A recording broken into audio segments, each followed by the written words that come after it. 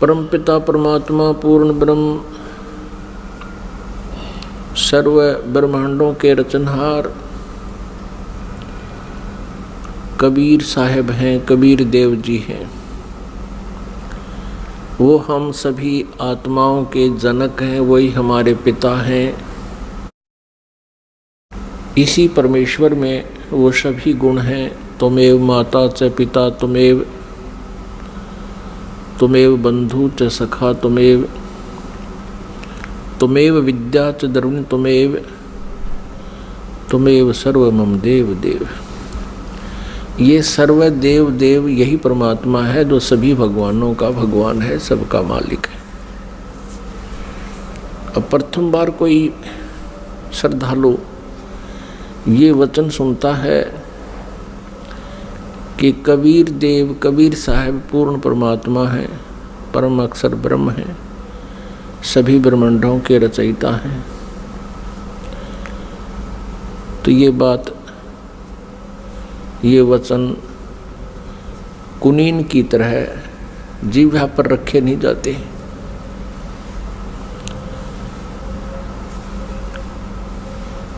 क्योंकि हमने जो ज्ञान सुना हुआ है वो लोक वेद सुन रखा है, वो दंत कथा सुन रखी है।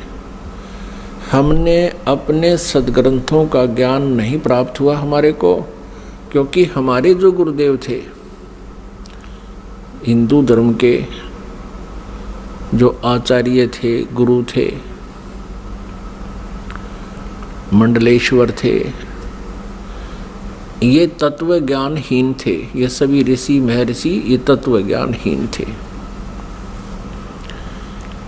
इनको कोई अध्यात्म ज्ञान नहीं था, जिस कारण से हमने परमात्मा की पहचान नहीं हुई और लोक वेद के आधार से जिस भी किसी देव को पूर्ण परमात्मा कहा गया उसको हमने सत्य मान लिया। क्योंकि जो आचार्य होते थे, हिंदू धर्म के गुरु होते थे, वो संस्कृत भाषा के ज्ञाता होते थे और हमारे सभी सदग्रंथ संस्कृत भाषा के अंदर ही लिपिबद्ध हैं। अब बाद में अनुवाद कर दिया गया हिंदी में या अन्य किसी भी लैंग्वेज में, वो बाद की बातें हैं। प्रारंभ में अभी तक ये, प्रारंभ से लेकर अभी कुछ समय पहले तक ये सभी संस्कृत में विद्यमान थे और संस्कृत वाले तो अब भी एज इट इज हैं। अनुवादकर्ताओं ने अपनी अपनी भाषाओं में उनको ट्रांसलेट कर दिया है। अब जिस कारण से जनता जो थी, श्रद्धालु थे, वो उन गुरुओं पर, आचार्यों पर, मंडलेश्वरों पर विश्वास करते रहे कि ये संस्कृत के ज्ञाता हैं, संस्कृत बहुत अच्छी धारावाहिक बोल लेते हैं और सभी सदग्रंथ भी हमारे संस्कृत भाषा में लिखे हैं। जिस कारण से उस गुरु जी के विषय में कोई भी हमारे अंदर जो शंका उत्पन्न नहीं हुई, अविश्वास नहीं हुआ कि ये गलत कह रहा है। क्योंकि टीचर जो होता है वो विद्यार्थियों को जो भी ज्ञान देता है विद्यार्थियों के लिए स्वीकार्य होता है। अध्यापक से कुछ भी बोल रहा है तो बच्चे उसमें ऑब्जेक्शन नहीं करते, शिरोधार्य करते हैं। एक अध्यापक ने एक कोई प्रश्न का उत्तर इतिहास का बच्चों को पढ़ाया और उस लड़के का पिता भी एजुकेटेड था, लेकिन वो सर्विस नहीं कर रहा था, अपना अन्य व्यवसाय करता था। तो उस लड़के के पिता ने, फादर ने देखा कि जो बच्चे ने प्रश्न का उत्तर लिखा हुआ है वो गलत लिखा है। उसने अपने पुत्र से कहा कि बेटा तुमने ये गलत लिख रखा है। तो लड़के ने उत्तर दिया, नहीं पिताजी, हमारे गुरुदेव ने बोला है ये सही है। तो पिताजी ने कहा, नहीं बेटा इसको ठीक कर लो।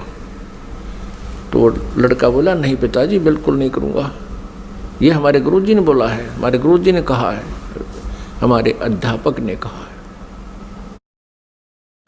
तो पुण्यात्माओं, आज वही सतिथि आ चुकी है।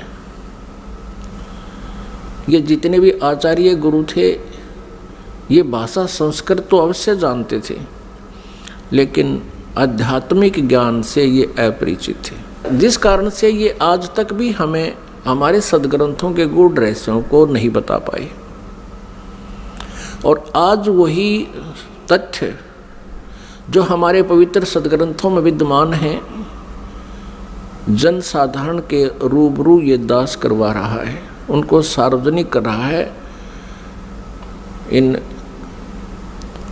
सीडी के माध्यम से, प्रोजेक्टर के माध्यम से और पुस्तकें बना करके।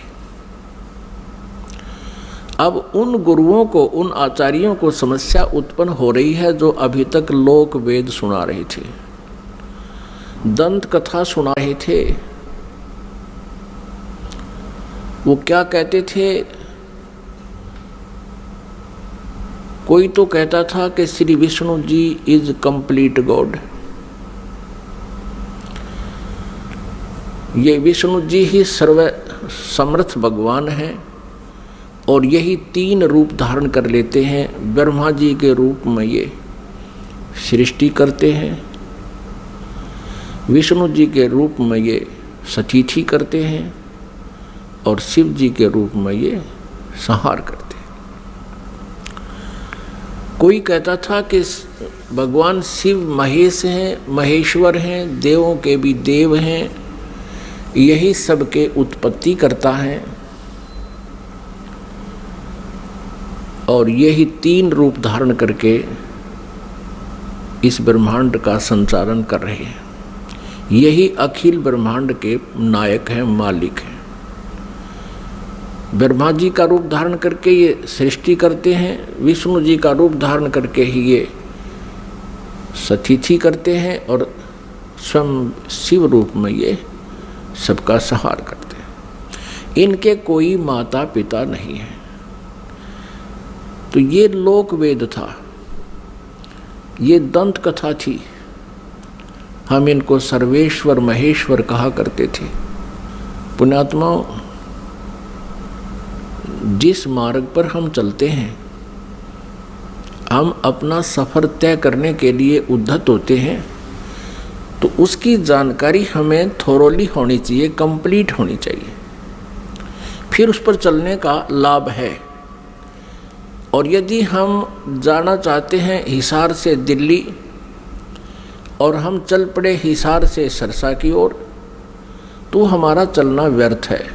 चाहे हम कितनी स्पीड से जा रहे हैं, कितनी गाड़ी को दौड़ा रहे हैं, वो व्यर्थ है।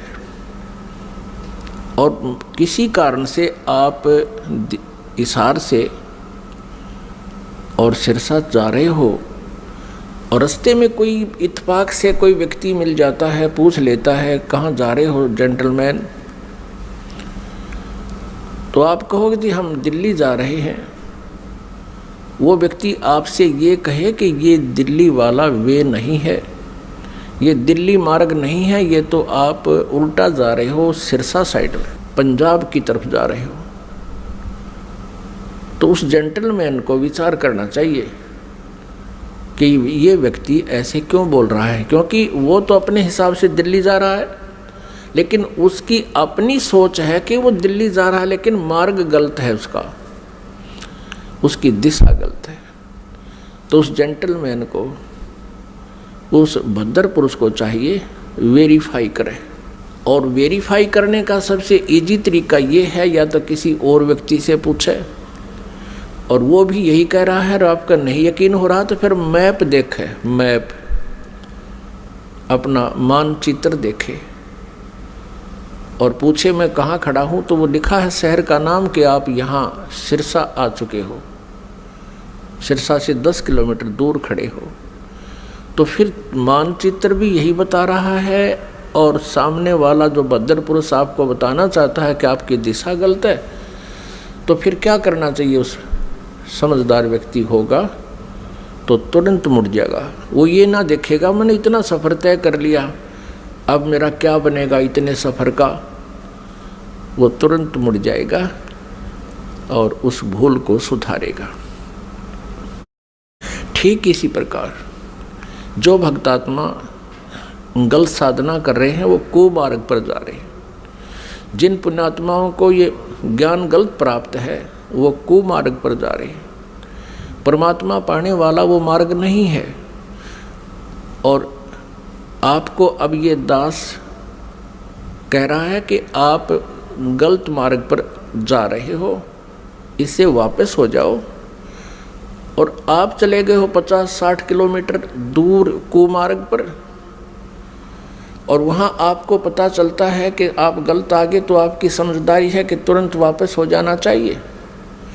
और यदि आप ये सोचो कि अब इतने सफ़र का मैंने तय कर लिया, ये तो व्यर्थ गया, मैं तो वापस नहीं होऊंगा, तो ये बुद्धिमता नहीं, ये तो मूर्खता कही जाएगी।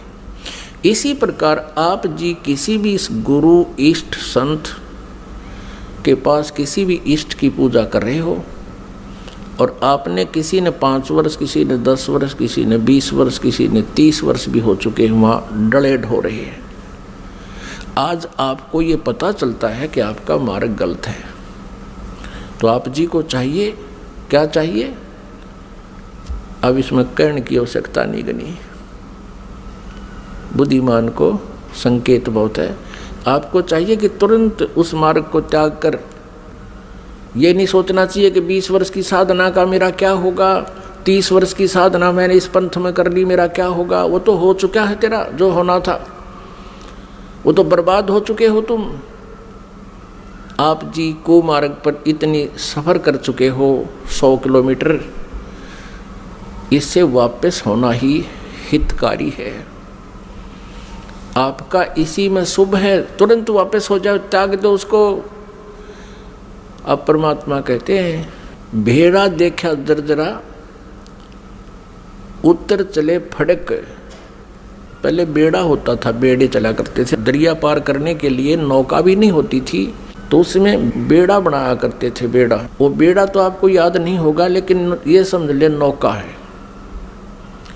जिस नौका में आप बैठे हो उस नौका में पानी भर रहा है, उसमें उसका नीचे का बेड जो है वो डैमेज हो चुका है, और साथ में दूसरे वाला बिल्कुल जो है सही नौका साथ में आ जाता है, और आपको पता चल जाता है कि ये तो डूबोगे तुम इस नौका में जिसमें बैठे हो, पानी भर रहा है इसके अंदर। तो कहते हैं परमात्मा कहते हैं बेड़ा देखा जर्जरा और उत्तर चले फड़के। डूबे थे पर उबरे।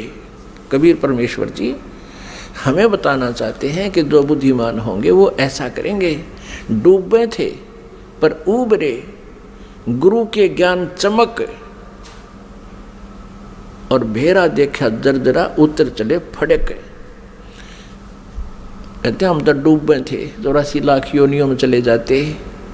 गुरु जी के ज्ञान से फिर हम फड़क गए, एकदम फड़कना माने न जबरदस्त भयभीत हो जाना, और एकदम फड़क के यानी ऐसे चमक के कूद जाना, एकदम चमक जाना।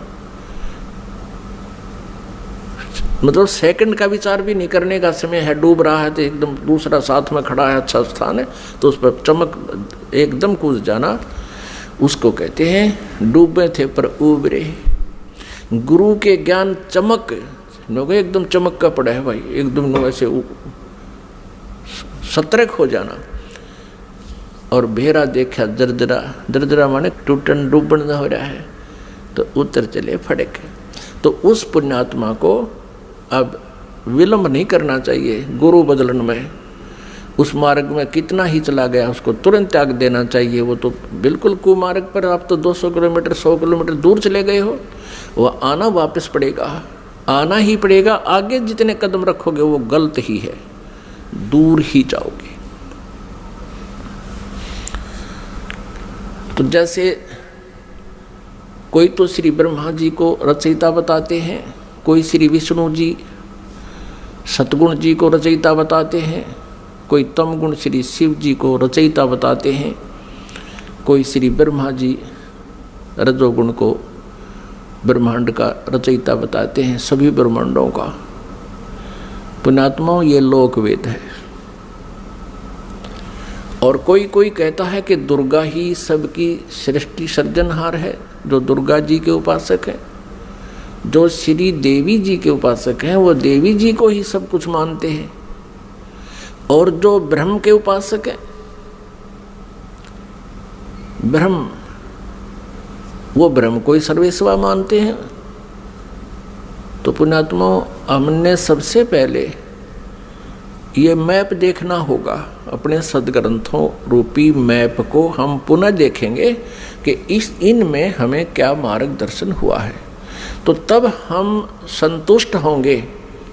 अभी तक तो हम किसी से कुछ सुन रहे हैं भगवान के विषय में, किसी महापुरुष ने कुछ ज्ञान दिया है, किसी ने कुछ दिया है, और हम विद्यार्थी हैं, श्रद्धालु हैं। जो भी संत गुरु जी हमें जैसा भी भगवान के विषय में ज्ञान देता है, हम बिना किसी शंका के, बगैर किसी ऑब्जेक्शन के हम स्वीकार कर लेते हैं। तो पुण्यात्माओं, आप इसके विषय में कि भगवान कौन है, सृष्टि रचना कैसे हुई, ये जानकारी हमें सर्वप्रथम होनी चाहिए, और तभी हम परमात्मा के मार्ग पर सफल हो सकेंगे। फिर हमें कोई भ्रमित नहीं कर सकेगा।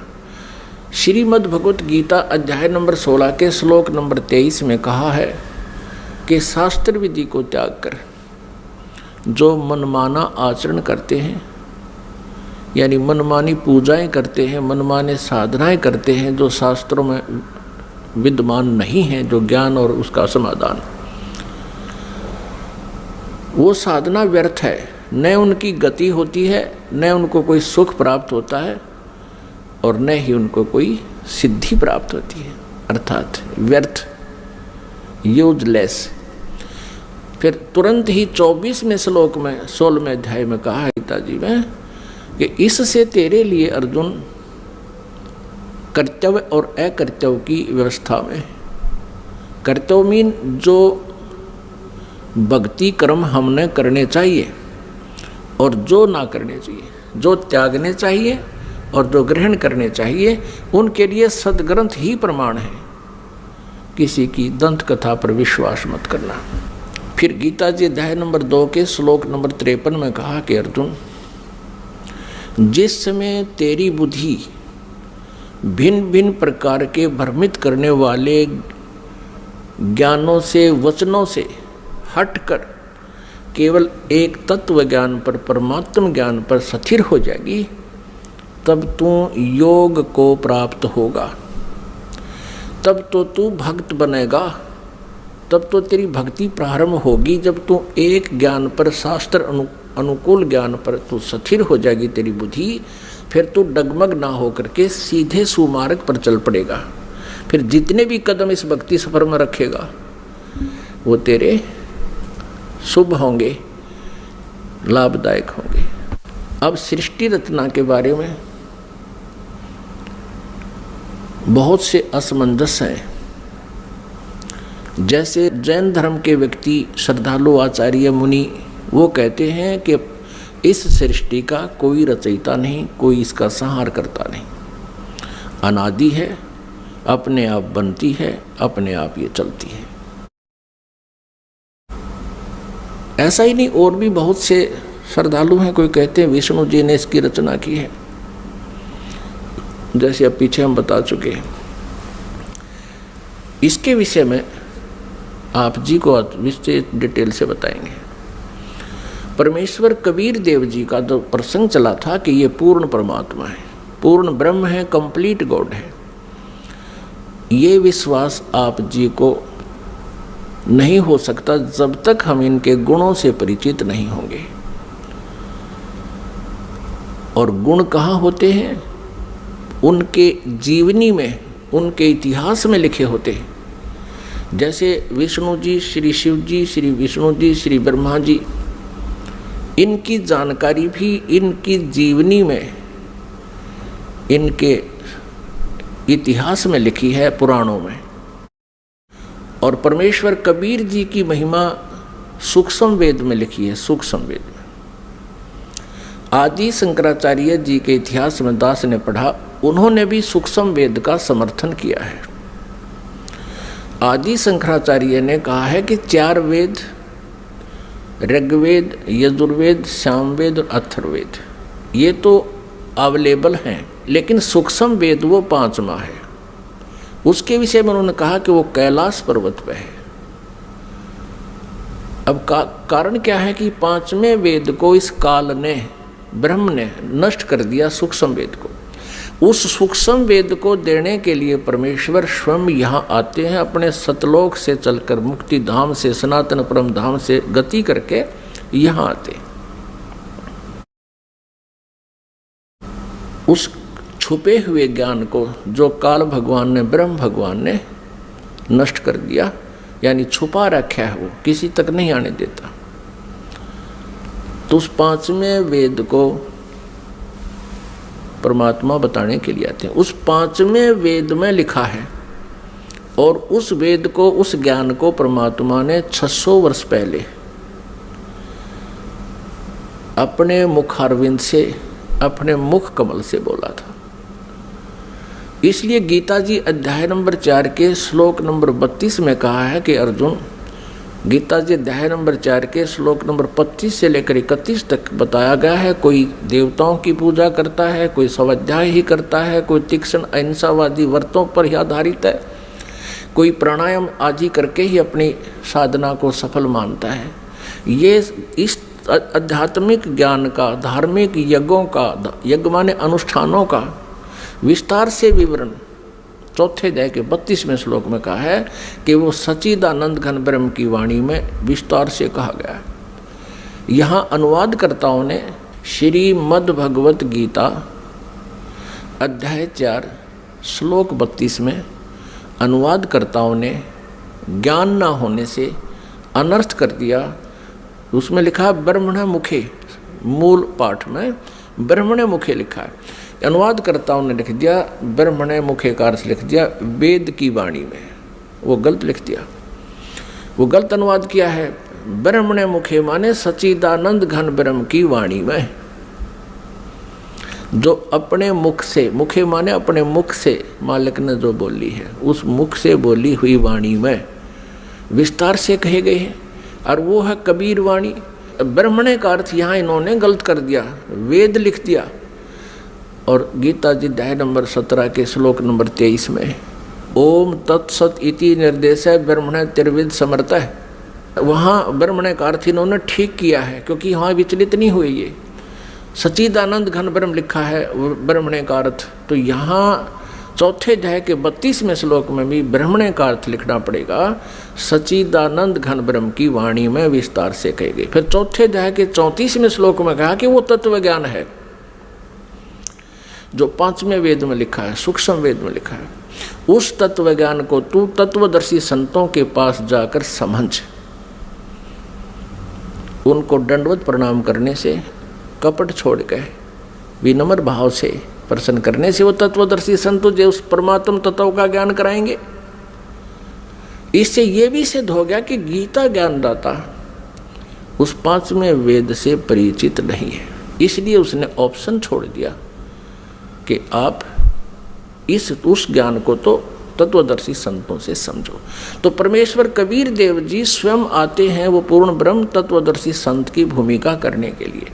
उन्होंने 600 वर्ष पहले, क्योंकि परमेश्वर कबीर जी सन 1398 में, यानी संवत 1455, विक्रमी संवत 1455 जून यानी ज्येष्ठ की पूर्णमासी को एक शिशु रूप धारण करके कमल के फूल पर विराजमान हुए थे काशी शहर में लहरतारा तालाब में। फिर लीला करते हुए बड़े हुए, उनको एक नीरुनिमा नाम के जुल्हा उठा ले गए थे। उसी व्यवसाय में मालिक रहने के कारण वो परमेश्वर जुल्हा धारणक कहाए। उन्होंने 600 वर्ष पहले अपने उस सूक्ष्म वेद में लिखा है,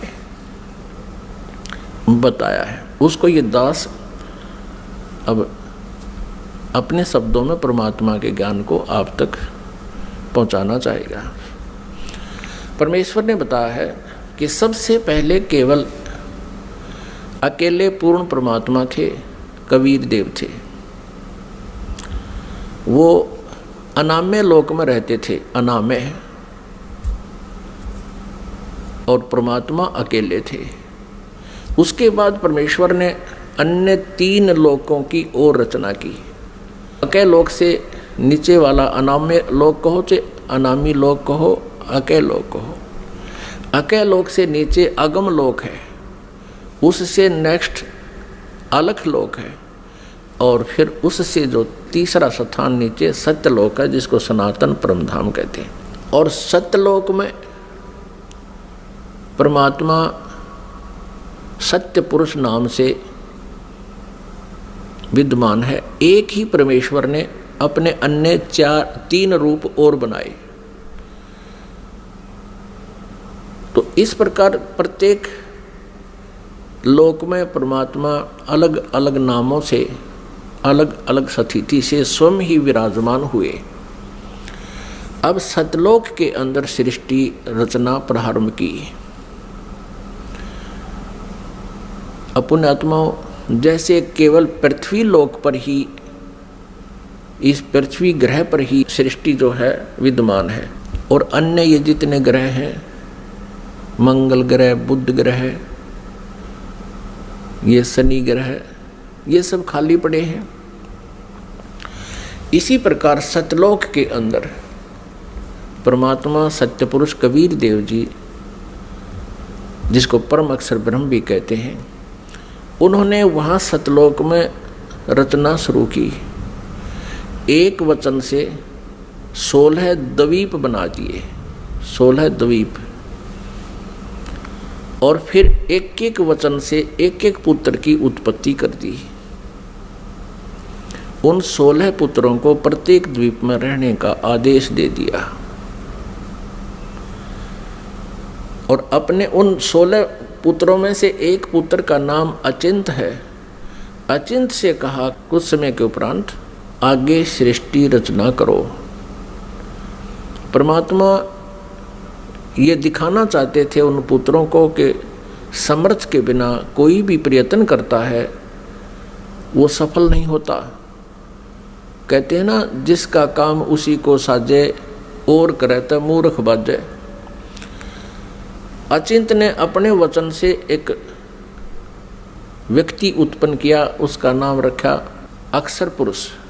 अब उस अचिंत ने अपने द्वारा उत्पन्न पुत्र को वचन से जो उत्पन्न किया था उसको ही अविनाशी पुरुष मान लिया, उसको अक्षर पुरुष नाम से संबोधित किया, और उसे कहा कि तू मेरा सहयोग करना सृष्टि रचने में। वहाँ परमात्मा ने प्रत्येक द्वीप में जब द्वीप रचना की, प्रत्येक द्वीप में मानसरोवर की भी रचना की। एक अलग से मानसरोवर भी, कॉमन मानसरोवर भी रचना की।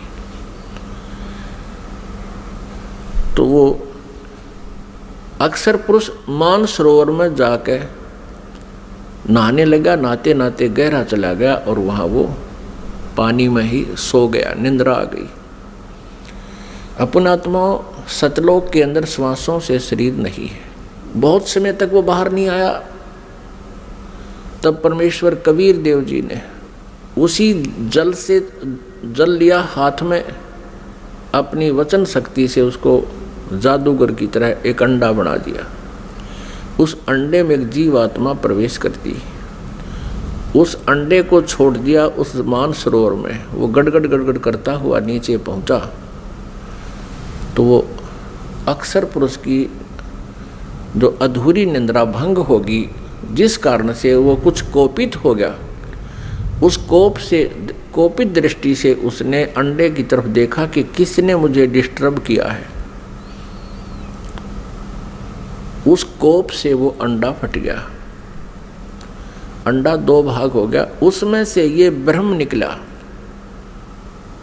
अब आगे चल के इसी इतिहास में, इसी लीला कहानी में, अमर कथा में, या सत्यनारायण कथा जो दास आपको सुना रहा है, अभी तक जो विष्णु जी को सत्यनारायण मानकर सत्यनारायण कथा कहा करते थे, वो सत्यनारायण कथा नहीं थी।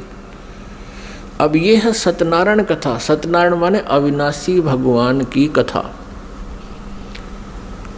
तो उसमें से ये ब्रह्म निकला।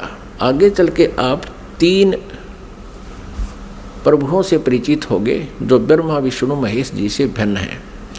एक सर्वब्रह्म, इसको सर्वब्रह्म भी कहते हैं, सर्वब्रह्म।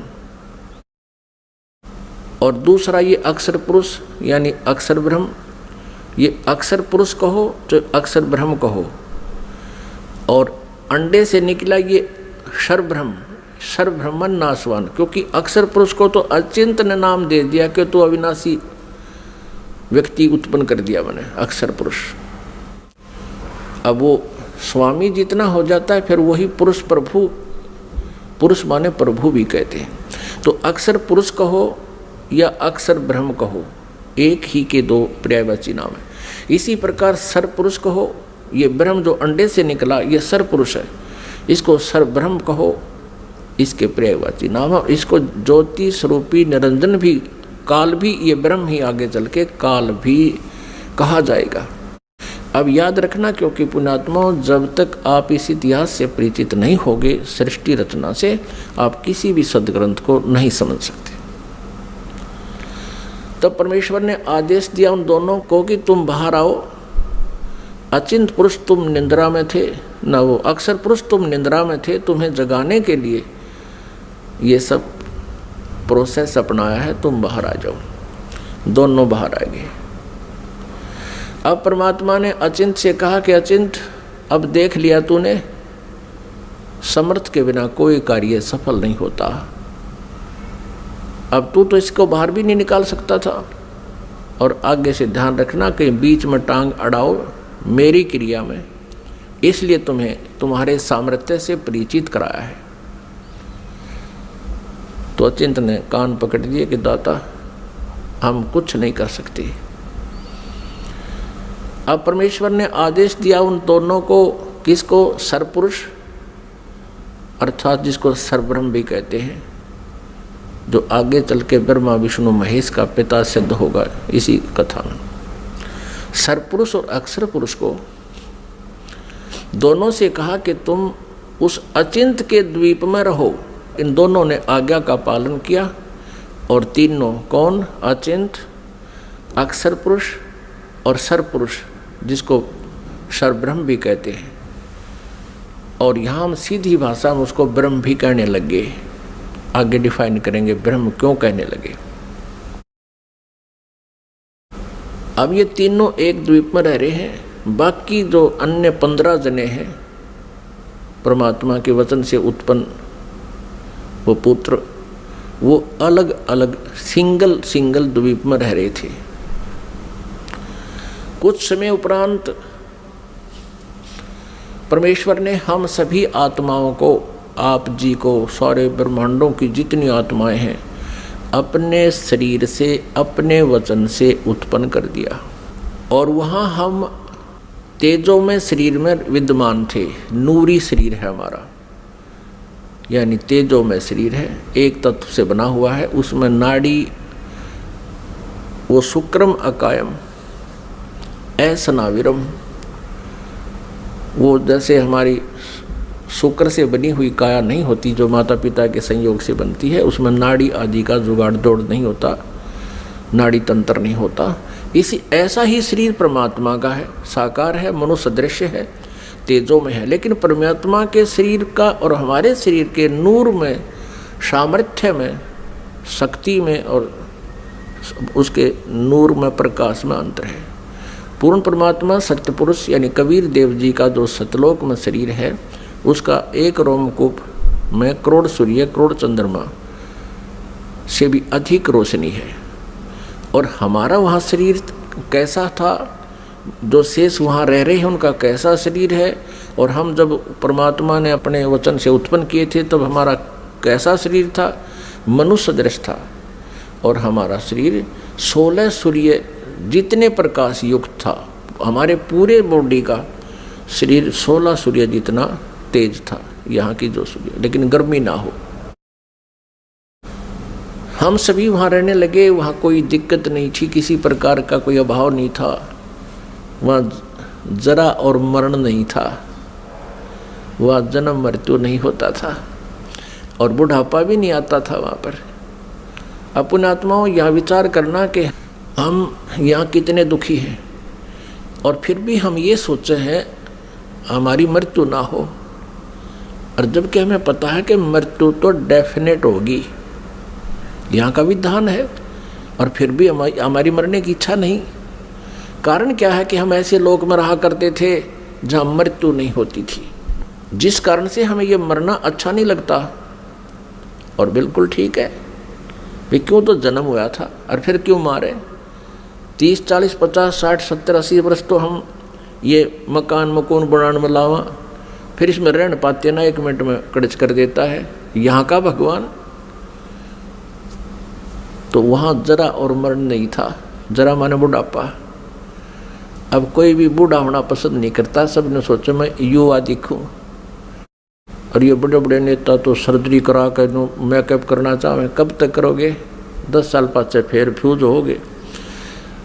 तो कहने का भाव ये है कि हमारी नेचर है ऐसी कि हम युवा दिखें, लेकिन यहाँ तो बनावटी आर्टिफिशियल है सारा, और वहाँ ओरिजिनल था, तो हम वहाँ ऐसे रहते थे। कुछ दिनों के उपरांत, यानी दिन नहीं है वहाँ पर, क्योंकि दिन हम वैसे बोल देते हैं, वहाँ दिन रात नहीं होती, तेजों में प्रकाश में वो लोक है, प्रकाश में सब आत्माएं हैं, प्रकाश में परमात्मा है, वहाँ सूर्य उदय और अस्त नहीं होता।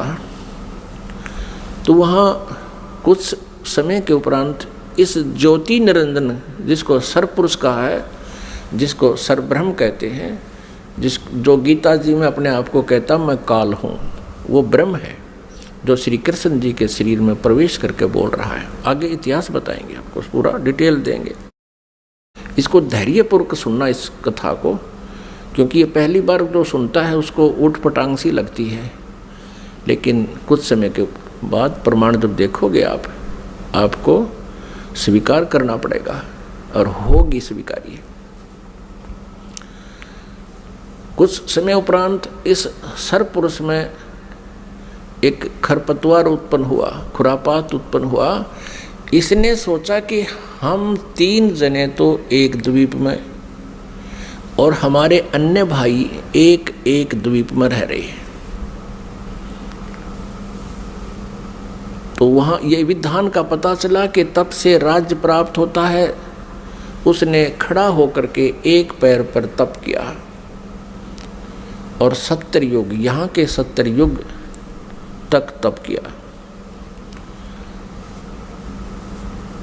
तब पूर्ण परमात्मा ने, सत्य पुरुष ने, कबीर देव जी ने पूछा कि पुत्र तू किस लिए ये तप कर रहा है, क्या इच्छा है तेरी। तब इसने कहा कि भगवान ये द्वीप मेरे लिए छोटा है, थोड़ा है, हम 3 एक द्वीप में रह रहे हैं, अन्य भाई मेरे अलग द्वीपों में एक एक रह रहे हैं, मुझे अलग स्थान चाहिए। परमात्मा ने कहा ठीक है भाई, तुझे 21 ब्रह्मांड दे दिए। जैसे एक धनी पिता अपने पुत्र को 21 प्लाट दे दे, अगले बेटा ये तेरे हिस्से में 21 प्लाट आ गए। अब उन प्लाटों को पाकर, 21 ब्रह्मांड को पाकर, ये सरब्रह्म, हम संत लैंग्वेज में इसको क्षर ब्रह्म कहते हैं। क्षर ब्रह्म, क्षर अक्षर, अक्षर तो ये अक्षर ब्रह्म तो ये परब्रह्म है जो अचिंत के वचन से उत्पन्न हुआ, और क्षर ब्रह्म है ये परमात्मा के वचन से, अंडे से उत्पन्न हुआ। ये क्षर ब्रह्म जो है 21 ब्रह्मांडों में, कभी उसमें जा कभी उसमें सैर सपट्टे करे, देख रहा है इनको। फिर मन में इसने सोचा कि इनमें कुछ कंस्ट्रक्शन होनी चाहिए। इस उद्देश्य से इसने फिर सत्ययुग तब फिर किया। तब परमेश्वर ने पूछा भी अब क्या चाहता है, प्लाट तेरे को दे दिए, 21 ब्रह्मांड दे दिए। तब इसने कहा प्रभु कुछ कंस्ट्रक्शन का यानी कोई रचना सामग्री दो मुझे, ताकि मैं कुछ उसमें रचना बना करूं। यानी अब जैसे प्लाट दे दिए, उसके पास तो फिर भी कुछ को नहीं, पिता से मांगता है कुछ पैसे दो या ईंट सीमेंट मटेरियल अवेलेबल कराओ। तो परमेश्वर कबीर देव जी ने इस सर पुरुष को, क्षर ब्रह्म को 5 तत्व और 3 गुण दे दिए। अगले बेटा बना खिलौने रखे दिन से, इनको पाके बड़ा प्रसन्न हुआ। फिर इसने सोचा कि मैं इसमें कंस्ट्रक्शन भी कर लूँगा, तो फिर अकेला कैसे दिल लगेगा मेरा। इसने सोचा कि कुछ आत्माएं भी मैं प्राप्त करूं भगवान से। इस क्षर ब्रह्म ने, इस काल भगवान ने फिर तप फिर प्रारंभ किया, एक पैर पे खड़ा हो गया। तो उधर से हम यहाँ इसके जाल में कैसे फंस गए, ये एक बहुत विशेष विचारणीय समय जो है ना बात है पुण्यात्माओं, एक विशेष विचारणीय विषय है कि हम क्यों फंसे। फिर चल इसने तो ऐसा कर लिया, प्राप्त हुआ अलग से, हम इसके साथ कैसे, हम जो फंसे हुए हैं ये इसके साथ फंसे हुए हैं, इस ब्रह्म के क्षर ब्रह्म के साथ हम यहाँ आ गए, जिस कारण से हम यहाँ दुख पा रहे हैं। अपने पिता को छोड़ आए जहाँ कोई अभाव नहीं था, कोई जन्म मृत्यु नहीं थी। तो हम कैसे फंसे कि हम वहाँ देख रहे थे इसके तप को, और जब ये खड़ा होकर तप कर रहा था, एक पैर पे खड़ा होकर, हम सभी इस पर आसक्त हो गए, इतने आसक्त हो गए। ओहो हो, देख कितने दिन से एक पैर पे खड़ा है, कभी इस पैर को कर लेता है, कभी उस पैर पे खड़ा हो जाता है, और ऐसे करके खड़ा है कभी। तो हम इसकी इन अदाओं से इतने प्रभावित हो गए, हम अपने भगवान से भी दिल हटा बैठे। जो हमें सर्व सुख दे रहा था, सब सुविधाएं उपलब्ध करा रहा था, हम उससे हटकर इसके ऊपर आसक्त हो गए। तो पुण्यात्माओं, यही बीमारी, यही स्वभाव आप और हम सभी को वहाँ से लगी थी। जैसे यहाँ के हीरो और हीरोइन, अभिनेता अभिनेत्री अपने पेट के लिए, रोजी रोटी के लिए एक्टिंग करते हैं, अदाएं करते हैं, उछल कूद करते हैं, और ये युवा वर्ग बच्चे उनको देखकर इतने आसक्त हो जाते हैं, पूछो मत। और यदि कोई हीरो या हीरोइन यानी कोई अभिनेता या अभिनेत्री यहाँ बरवाला में आ जा या हिसार में आ जावे, फिर देखो इन बच्चों के, कॉलेज वालों के और जवान बच्चों की वहाँ कैसे भीड़ उमड़ कर जाती है, और कम से कम 200, 300, 400 फुट से दूर खड़े खड़े देखते हैं कि देखो वो खड़ा, वो है वो फलाना नेता अभिनेता, वो खड़ी, वो है फलानी अभिनेत्री। अब वो तो अपने पेट के लिए कर रहा है सारे काम, और वो बच्चे बेमतलब वहाँ जा रहे हैं उसको देखने के लिए। लेना एक न देने दो, क्या देगा उनको वो, और धक्के खा के सामने भूखे अपने वापस आ जाते हैं। ठीक इसी प्रकार हम इस काल पर आसक्त हो गए और भगवान से हमारा हृदय हट गया। परमेश्वर कबीर देव जी ने बहुत बार आकाशवाणी की कि कोई भी इस ज्योति निरंजन के इस ड्रामे को मत देखे, इस पे प्रभावित ना हो, आप अपना मालिक में ध्यान रखो। लेकिन हम ऊपर से तो सावधान हो गए, जैसे हम बिल्कुल इसको नहीं चाहते, लेकिन अंदर से कसक नहीं गई। वो तो अंतर्यामी है परमात्मा। तो उस समय परमात्मा के बार बार कहने पर भी हम इस काल से अपना मन नहीं हटा सके, अपनी आत्मा को नहीं हटा सके, और अंदर से इसमें चाह बनी रही। अब इसने तीसरी बार जब तप शुरू किया, इसने परमेश्वर से चाहा कि मैं कुछ आत्मा प्राप्त करूं। जब परमेश्वर ने इससे पूछा, जब इसने 64 युग तप कर लिया तीसरी बार, तब पूछा कि क्या चाहता है ज्योति निरंजन? जो आपने मांगा था वो मैंने आपको दे दिया, अब तू क्यों हट कर रहा है? तब इसने कहा, ज्योति निरंजन ने यानी क्षर पुरुष ने कहा कि प्रभु मुझे कुछ आत्माएं दे दो, मैं अकेला वहाँ नहीं रह सकता, 21 ब्रह्मांडों में अकेला कैसे रहूँगा। तब परमेश्वर ने कहा कि भी देखो, तेरे तप के बदले में 64 युग जो तप किया है इसके बदले में और राज्य दे सकता हूँ, और वस्तु मांग ले वो दे सकता हूँ, लेकिन ये आत्मा नहीं दे सकता, क्योंकि ये मेरी आत्मा है। अब ये मेरे वचन से उत्पन्न हुई है, मेरा अंश है, अपने अंश को मैं कैसे दे सकता हूँ? लेकिन परमात्मा ने एक ऑप्शन रख दिया कि इसमें एक ऑप्शन है कि यदि वो स्वयं स्वेच्छा से कोई जाना चाहता तेरे साथ तो जा सकते, लेकिन मैं अपनी तरफ से उनको नहीं डाल सकता कुएं में। तब ज्योति निरंजन हमारे पास आया, ये क्षर पुरुष हमारे पास आया। जितनी आत्माएं आज इसके ब्रह्मांडों में हम कैद हो गए, यहाँ कष्ट उठा रहे हैं, ये सभी आत्माएं इसके चारों तरफ उमड़ कर खड़ी होगी। जैसे हीरो आता है, अभिनेता आता है। इसने कहा हमसे कि मैंने पिताजी से 70 युग तप करके बहुत बड़े ब्रह्मांड प्राप्त किए हैं, वहाँ पर स्वर्ग बनाऊंगा, महास्वर्ग बनाऊंगा, हीरे पन्ने लालों के मैं पहाड़ बनाऊंगा, वहाँ दूधों की नदी बहाऊंगा और तुम चलोगे मेरे साथ। अब हम तो पहले ही उसको चाह रहे थे, चाहे वो कुछ भी ना बनाता, उसको चाह रहे थे, उसके ऊपर आसक्त हो चुके थे। तो सभी ने कहा कि हम तैयार हैं आपके साथ चलने को, लेकिन यदि पिताजी आज्ञा दे देंगे तो हम जा सकेंगे। इस क्षर पुरुष ने परमेश्वर कबीर देव जी से, पूर्ण ब्रह्म से, परम अक्षर ब्रह्म से प्रार्थना की। आकर के वापस प्रभु के पास जाकर के करबद्ध खड़ा होकर के कहा कि परमेश्वर, कुछ आत्माएं मेरे साथ जाने को सहमत है। परमात्मा ने कहा, परमेश्वर कबीर देव जी ने कहा कि मेरे सामने हाँ भरवा दे, तब मैं मानूं, तब भेज दूंगा। अब परमेश्वर आए, कबीर देव जी हमारे पास, साथ में ज्योति निरंजन भी आया। परमेश्वर कबीर देव जी ने, परम अक्षर ब्रह्म ने पूछा कि आत्माओं जो ज्योति निरंजन के साथ यानी क्षर पुरुष के साथ जाना चाहते हैं, वो हाथ खड़ा करके स्वीकृति दें।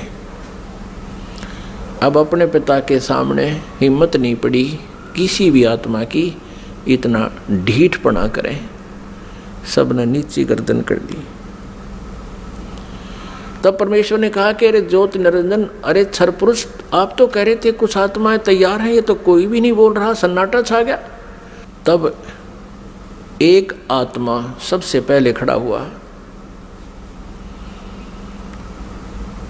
उसने सोचा कहीं आम रह जावा यहीं पर। उसने खड़ा होकर कहा कि पिताजी, हाँ, उसने हाथ खड़ा किया कि पिताजी मैं जाना चाहता हूँ। फिर तो हम जैसे सारे सोचा कदे हम पीछे रह जाएं, हमने भी सब न कर दिया, ऐसे सब ने हाथ खड़े कर दिए। जितने भी खरबों अनगिन यहाँ पर आए हुए हैं, अकाउंटिंग नहीं कर सकते, इतने जीव आगे इसके अलावा से। परमात्मा के पास तो सब अकाउंटिंग है, सब उनकी डिटेल है, लेकिन हम नहीं कर सकते जीव संज्ञा।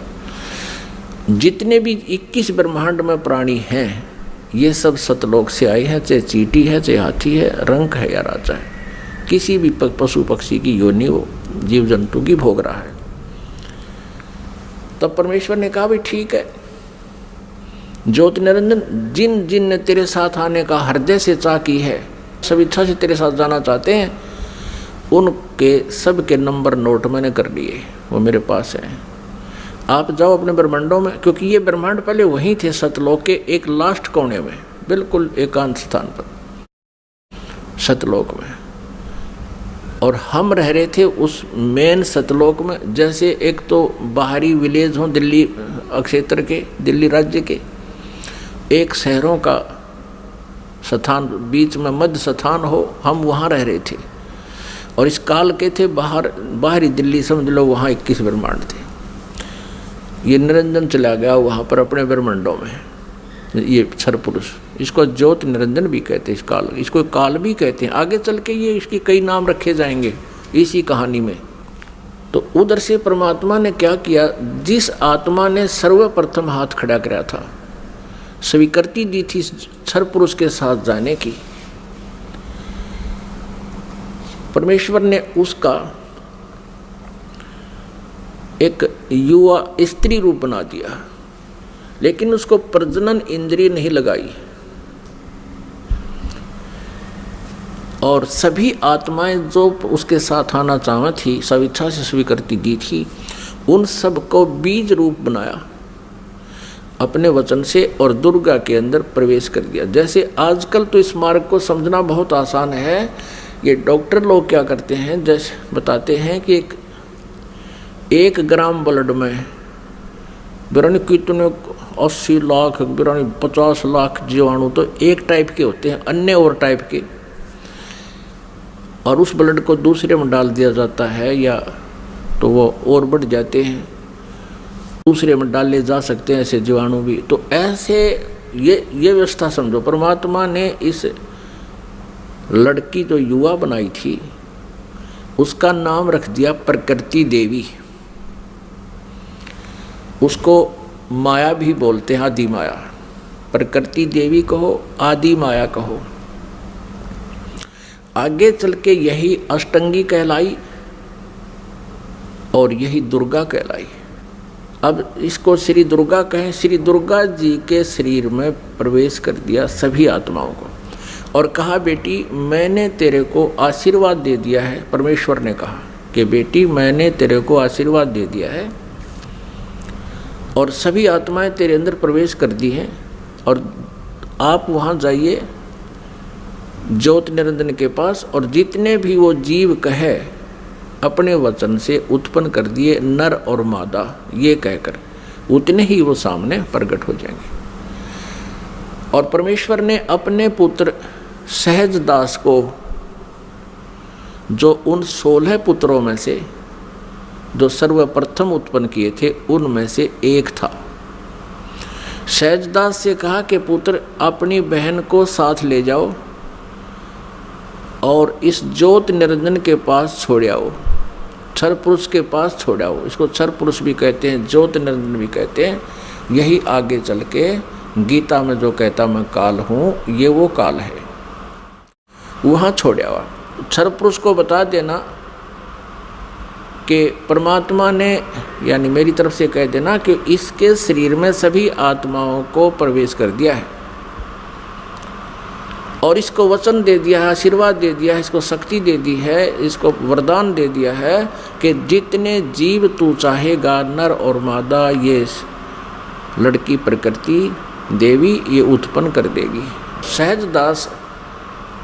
सहजदास पिताजी के आदेश को शिरोधार्य करके अपनी बहन श्री दुर्गा को साथ लेकर ज्योत निरंजन के पास आ गया, यानी क्षर पुरुष के द्वीप में चला गया उस लोक 21 ब्रह्मांडों में।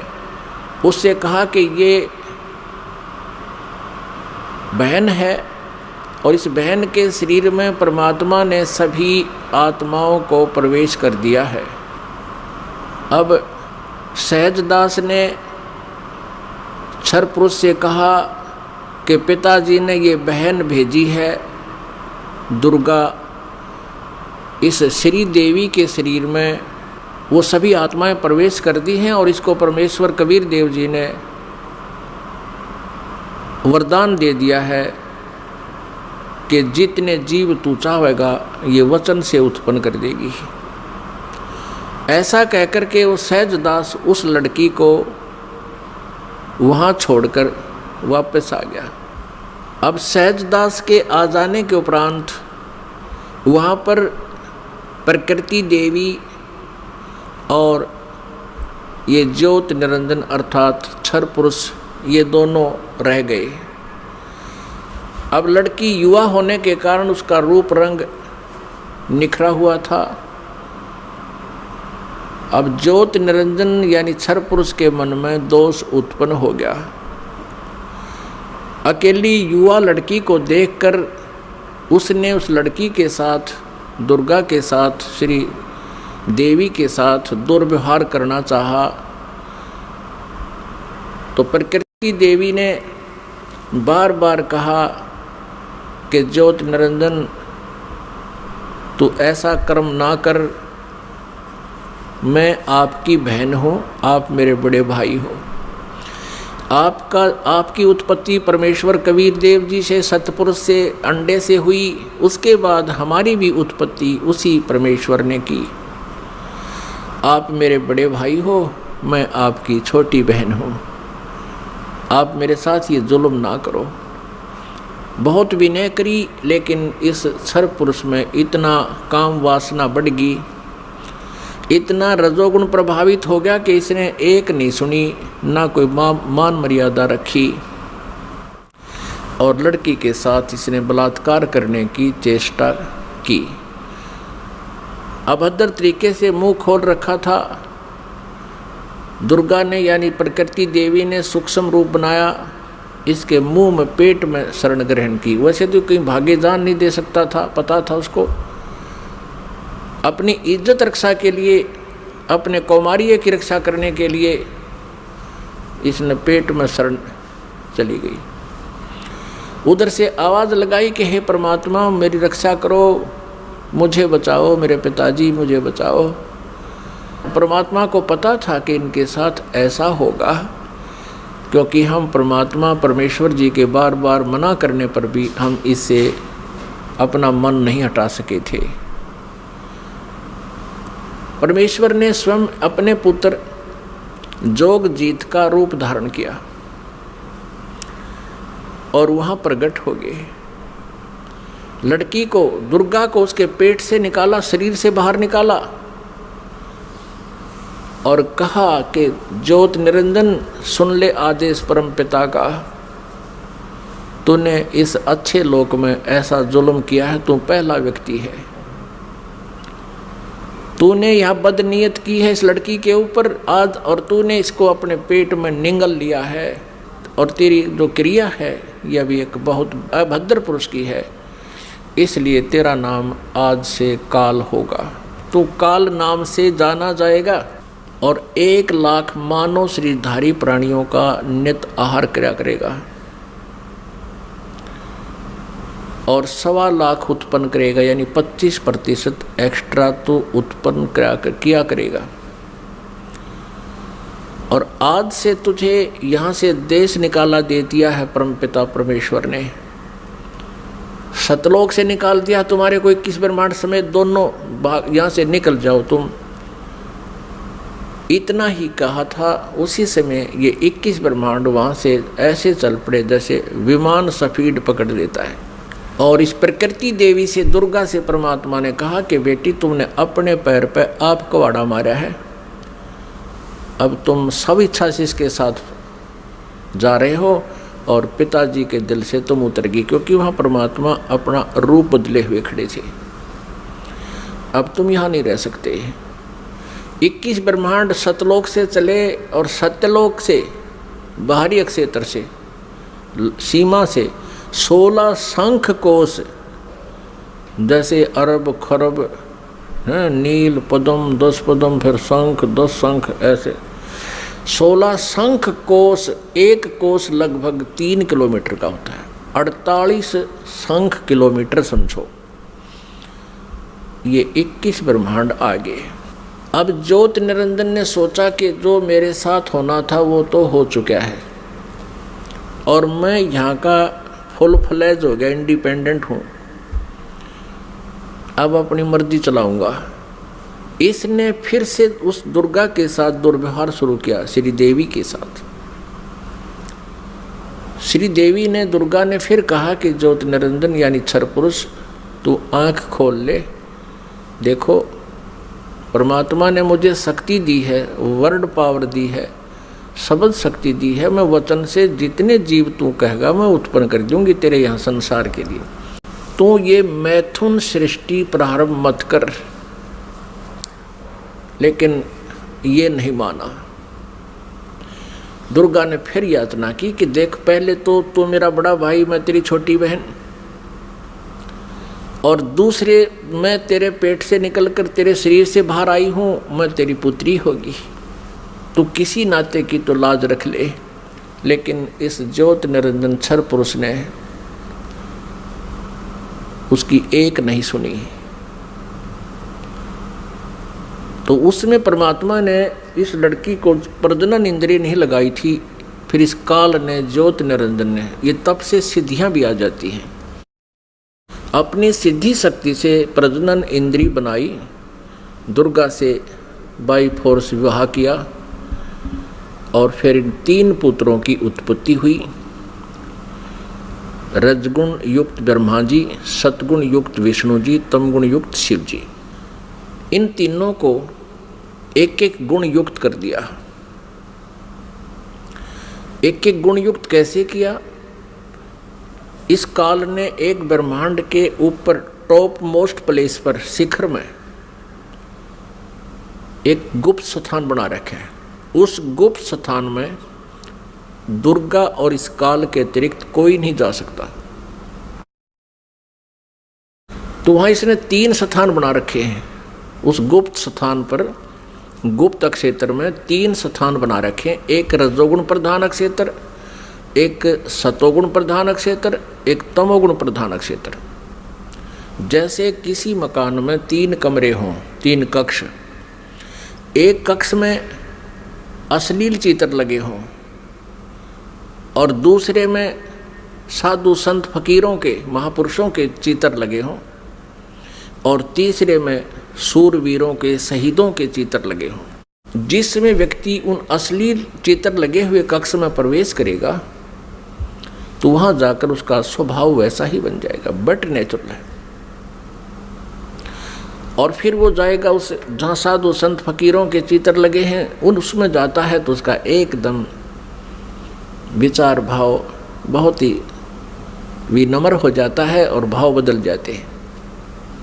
ऐसे ही जब वो जिस कक्ष में सूरवीरों के, शहीदों के चित्र लगे हैं तो वहाँ जाते ही उसका अपने आप मनोबल उसी प्रकार का हो जाता है, स्वभाव बन जाता है। तो ठीक इसी प्रकार इन तीनों पुत्रों को, रजगुण युक्त ब्रह्मा जी को जो कैसे बनाया कि दुर्गा को अपनी पत्नी रूप में, इस श्री देवी को पत्नी रूप में रखा।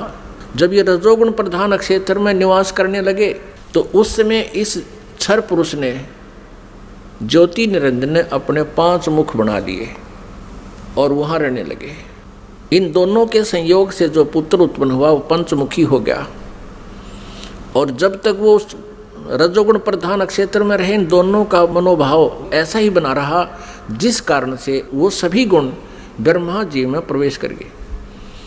और फिर बचपन से ही ब्रह्मा जी को इन्होंने कोमा में कर दिया, परवरिश जारी रखी। जैसे देखा है, एक बता रहा था जी 10 वर्ष से एक लड़का कोमा में है, एक व्यक्ति का कोमा में, एक पाइप के द्वारा उसमें आहार पेट में भेज देते हैं। तो ऐसे रखते हैं, ये कोमा में रखते हैं, युवा होने पर इनको सचेत कर देते हैं। अब दूसरे क्षेत्र जो सतोगुण प्रधान क्षेत्र है उसमें ये काल विष्णु रूप बना लेता है, ये क्षर पुरुष, और अपनी पत्नी दुर्गा को वहाँ रखता है महालक्ष्मी रूप बना के।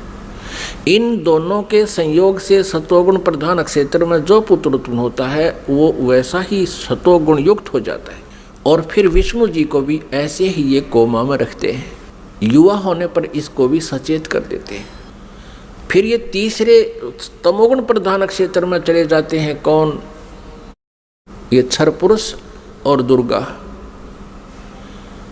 अब श्री देवी का वहाँ रूप पार्वती जैसा बना लेते हैं और स्वयं ये शिव रूप बना लेता। जैसे शिव जी का आप रूप देखते हो ऐसा ही तो शिव रूप बना लेता है। और उस तमोगुण प्रधान क्षेत्र में रहते हैं वहाँ इनके संयोग से जो पुत्र उत्पन्न होता है वो ऑटोमेटिकली तमगुण युक्त हो जाता है। और जब वो पुत्र बड़ा होता है उससे पहले उसको कोमा में रखते हैं, उसी तरह युवा होने पर उनको सचेत कर देते हैं। जब ये युवा हो जाते हैं तीनों को इकट्ठा कर देते हैं। इकट्ठा करके फिर ये काल क्या कहता है, जब ये तीनों पुत्र युवा हो गए और कार्य करने योग्य हो गए, सृष्टि की स्थिति ये संभालने योग्य हो गए, तब इस काल ने क्षर ब्रह्म ने क्षर पुरुष ने कहा अपनी पत्नी दुर्गा से कि आज के बाद मैं किसी के समक्ष अपने ओरिजिनल वास्तविक रूप में नहीं आऊँगा, ये मेरी प्रतिज्ञा है। और आप जाओ नीचे इन लोकों में 21 ब्रह्मांडों में और संभालो सारी सृष्टि को। अब दुर्गा ने कहा कि ज्योति निरंजन मैं तेरे बस पड़ गई हूँ, अपने पैर पे मैंने आप कुल्हाड़ा मार रखा है, कुल्हाड़ी मार ली, अब तू जैसे नाच नचाएगा मुझे नाचना पड़ेगा। एक बात बता, मैं स्त्री अकेली कैसे इतने लंबे चौड़े ब्रह्मांड को चलाऊंगी, आप मेरे साथ रहोगे तो मुझे सहयोग मिलेगा। तब उसने कहा कि मैं गुप्त रहूँगा, कभी किसी के समक्ष नहीं आऊँगा, अपनी योग माया से छुपा रहूँगा, लेकिन मैं तेरा सहयोग पल पल पर देता रहूँगा। तू तो केवल निमित्त मात्र होगी, जो भी कुछ करूँगा मैं अपना आप करूँगा, मेरे कर्म अलौकिक होंगे। इतना कहकर दुर्गा को इन तीनों पुत्रों के पास भेज दिया। दुर्गा ने इन तीनों को सचेत किया, एक स्थान पर इकट्ठा कर दिया प्रेरणा कर करके। तब इनसे कहा कि तुम तीनों कार्य करो अपना अपना, ब्रह्मा सृष्टि उत्पत्ति और विष्णु सतिथि और शिव संहार करो। तब इन्होंने कहा कि माता कहीं स्थान तो है ही नहीं, सब जल ही जल है, हम कहाँ रहेंगे। इनको वहाँ समुद्र के अंदर अक्षीर समुद्र में रखा हुआ था। तब दुर्गा ने कहा कि तुम चलो तीनों विमान में बैठो। इनको बहुत कुछ दिखाया, ऊपर के लोक लाख दिखाए सारे। फिर इन तीनों को की 3 राजधानियां बना रखी हैं, एक शिवपुरी, एक विष्णुपुरी और एक ब्रह्मापुरी। शिवलोक कहो से शिवपुरी कहो, ब्रह्मापुरी को से ब्रह्मालोक कहो, और विष्णुपुरी को से विष्णुलोक कहो। इनको तीनों को एक एक लोक में भेज दिया, अपनी न्यारी स्थान दे दिए। फिर इनसे कहा कि तीनों से कहा कि जाओ तुम सागर मंथन करो। आदेश दुर्गा को देता है ये ब्रह्म सरपुरुष क्षर ब्रह्म, और दुर्गा इन बच्चों से कह देती है कि जाओ तुम सागर मंथन करो। आगे से काल ने सब व्यवस्था कर रखी थी। प्रथम बार जो सागर मंथन हुआ, इस काल ने क्या किया कि अपने श्वासों से 4 वेद छुपा दिए उसमें समुद्र में। सागर मंथन करने से वो 4 वेद बाहर आए, लिपिबद्ध हुए वे। जैसे दूध का प्रारूप कुछ होता है, उसमें जामन लगा देते हैं, दही बनती है, दही को रिड़कते हैं तो मक्खन का कुछ और ही प्रारूप होता, फिर दोबारा लस्सी में नहीं मिल सकता। तो इस प्रकार वो 4 वेद अपने आप बहुत सुंदर कमल के फूलों पर रखे हुए आए। ब्रह्मा ने 4 उठा लिए। अब वो वेद लेकर आए तो दुर्गा ने आकाशवाणी काल ने बता दिया था कि ब्रह्मा को कहो ये वेद पढ़े, और मैं उसको अंदर से प्रेरणा कर करके कुछ अर्थ बताऊंगा। तो ब्रह्मा ने उससे पहले, ब्रह्मा और विष्णु और शिव वेद पढ़ने से पहले तीनों दुर्गा से पूछा करते थे कि माता हमारा पिता कौन है। दुर्गा को काल ने मना कर दिया था कि तुम मेरा भेद नहीं बताओगी। उसी समय ये कह दिया था कि तुम मेरे बारे में किसी को नहीं बताएगी, नहीं तो तेरी खैर नहीं है। अब उस काल के डर से, ज्योति निरंजन क्षर पुरुष के डर से दुर्गा ने सब भेद गुप्त रखा। अपने पुत्रों को बताया, बेटा तुम्हारा कोई पिता नहीं, मैं ही तुम्हारी माता हूँ, मैं ही तुम्हारा पिता हूँ, मैं ही सारी सृष्टि की रचनहार हूँ। तो बच्चों ने मान लिया जैसे माँ बताती है। जब ब्रह्मा जी ने वेदों को पढ़ा, उसमें देखा कि सृष्टि रचनहार तो कोई और है। वो परम अक्षर ब्रह्म है। ब्रह्मा ने पूछा माता ये वेद कैसे मिले हमारे को? दुर्गा ने कहा ये भगवान ने दिए हैं भाई, ये गॉड गिवन है। अच्छा, तो फिर ब्रह्मा ने कहा माता वेदों में लिखा है कि परमात्मा साकार है, मनुष्य सदृश है, सह शरीर है, और आप कह रही हो कि तुम्हारा कोई पिता नहीं। वेदों में लिखा है कि वो उसी ने सब कुछ, सबकी रचना की है, सबका रचनहार है, कुल का मालिक है। तो अब वेद झूठे नहीं हो सकते क्योंकि गॉड गिवन बता रही आप। अब दुर्गा फंस गई, अपना आत्मा कितनी झूठ बोल ले, सच्चाई ऊपर आए बिना रहा नहीं करती।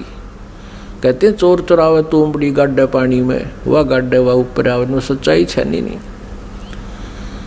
फिर दुर्गा ने कहा बेटा बात सुनो, वो निराकार है, वो किसी को दिखाई नहीं देगा, और क्यों व्यर्थ प्रयत्न करते हो, वो निराकार है। अब ब्रह्मा ने कहा माता अब आपकी बातों पर मुझे अविश्वास हो गया। पहले तो मैं आपकी प्रत्येक बात को सिरोधार्य करता था, सत्य मानता था, लेकिन आज आपकी बात में फर्क पड़ गया।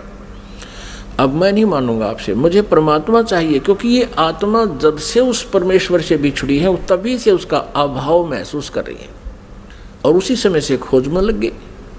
यहाँ हम आगे जहाँ हम उसको जिस विधि से खोजना चाहते हैं वो मिल नहीं सकता, क्योंकि चारों वेदों में केवल ब्रह्म तक के पाने की, इस क्षर पुरुष तक के पाने की विधि लिखी है। उस परम अक्षर ब्रह्म के पाने की विधि इसमें ऑप्शन छोड़ रखा है। यजुर्वेद अध्याय नंबर 40 के मंत्र नंबर 10 से लेकर 13 में स्पष्ट किया है। जो वेद ज्ञानदाता ब्रह्म कह रहा है कि उस परमेश्वर के बारे में कोई तत्वदर्शी संत बताओगे, उनसे पूछो। ये वेद भी यही कहते हैं। वेदों का सारांश गीता जी है। गीता जी अध्याय नंबर 4 के श्लोक नंबर 34 में भी यही कहा है। ये गीता ज्ञानदाता ये क्षर पुरुष है, श्री कृष्ण में प्रवेश करके बोलता है।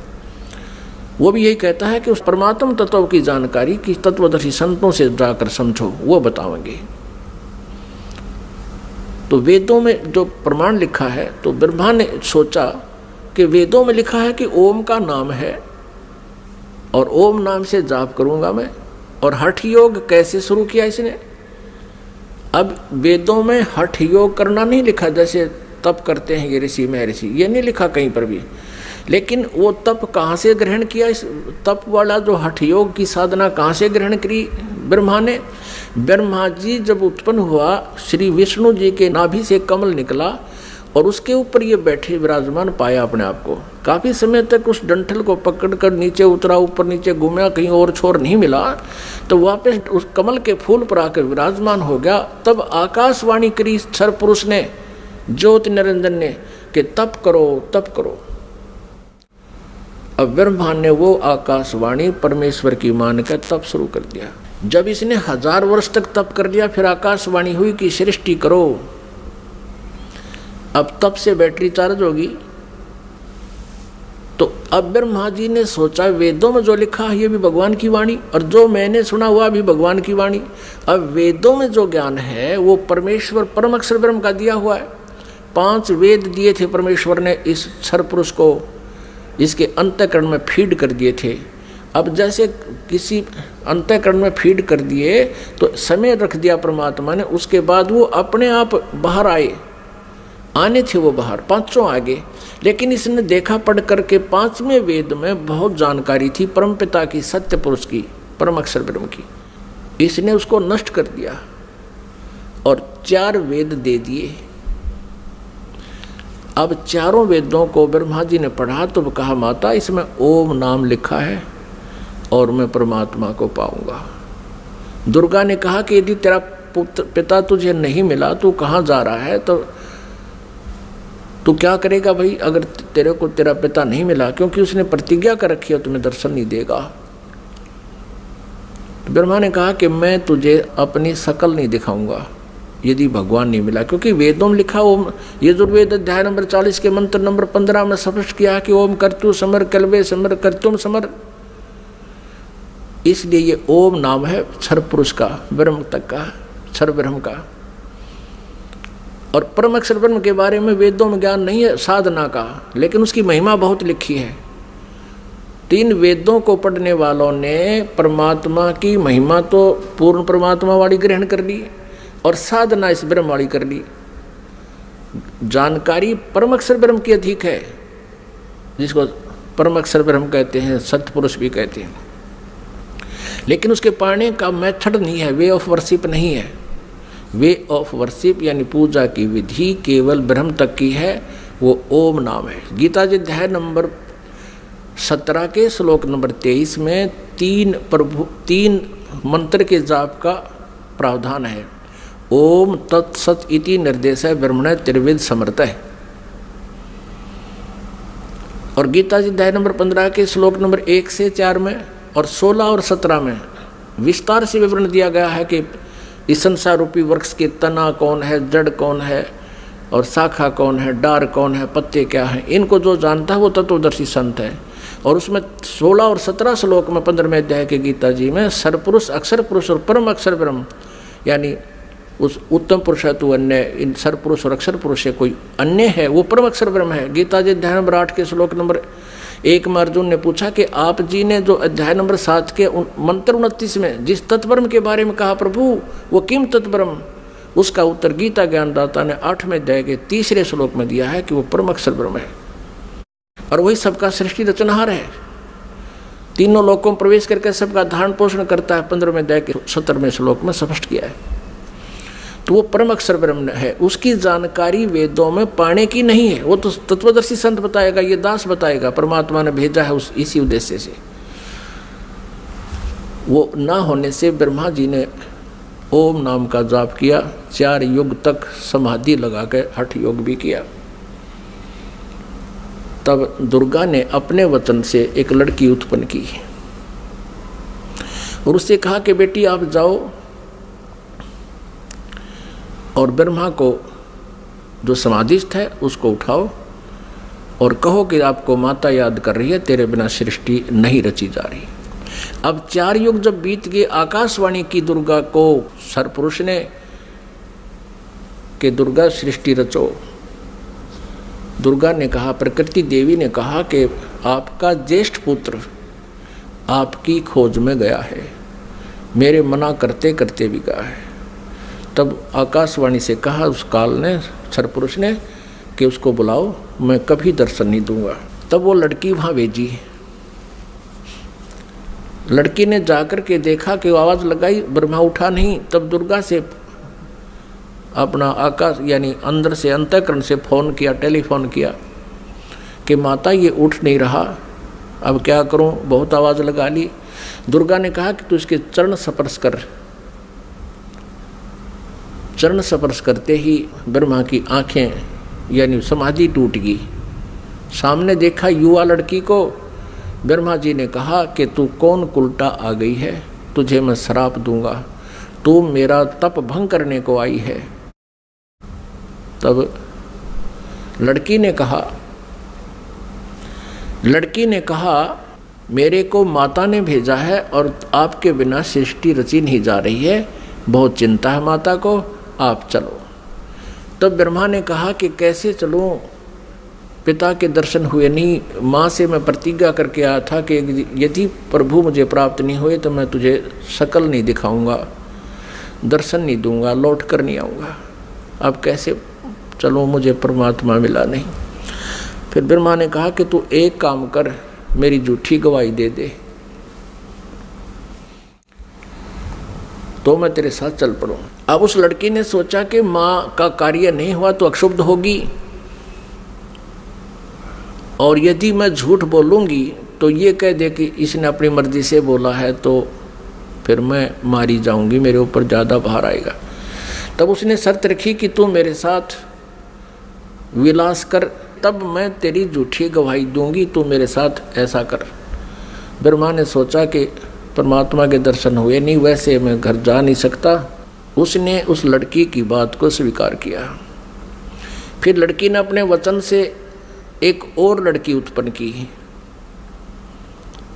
और कहा कि 1 से 2 गवाह ज़्यादा अच्छे होते हैं। उस लड़की से कहा दूसरे नंबर की से कि तू भी गवाही देना कि ब्रह्मा जी को पिता के दर्शन हो गए। और हमारे सामने होगे। उसने भी यही शर्त रखी इसी उद्देश्य से, कहीं मैं झूठी ना सिद्ध कर दे मुझे ये और ये आप बच जावें। उस लड़की ने भी वही शर्त रखी ब्रह्मा को, ब्रह्मा ने वो स्वीकार किया। अब तीनों के तीनों माँ के पास आ गए, दुर्गा के पास। अब दुर्गा ने पूछा, प्रकृति देवी ने पूछा ब्रह्मा से, क्या आपको अपने पिता के दर्शन हो गए? अब सुनियोजित षड्यंत्र के तहत ब्रह्मा ने कहा कि हाँ मुझे पिताजी के दर्शन हो गए। तो दुर्गा ने कहा कि भाई कैसे मानूं मैं तेरी बात को, क्योंकि दुर्गा को तो फाइनल था कि उसने कह रखा कि मैं दर्शन नहीं दूंगा, ये मेरा फाइनल आदेश है, फाइनल फैसला है, डिसीजन है। अब दुर्गा को पूरा दृढ़ विश्वास था कि ऐसा तो हो नहीं सकता। तो उसने कहा कोई गवाह बता भाई, कोई एविडेंस दे।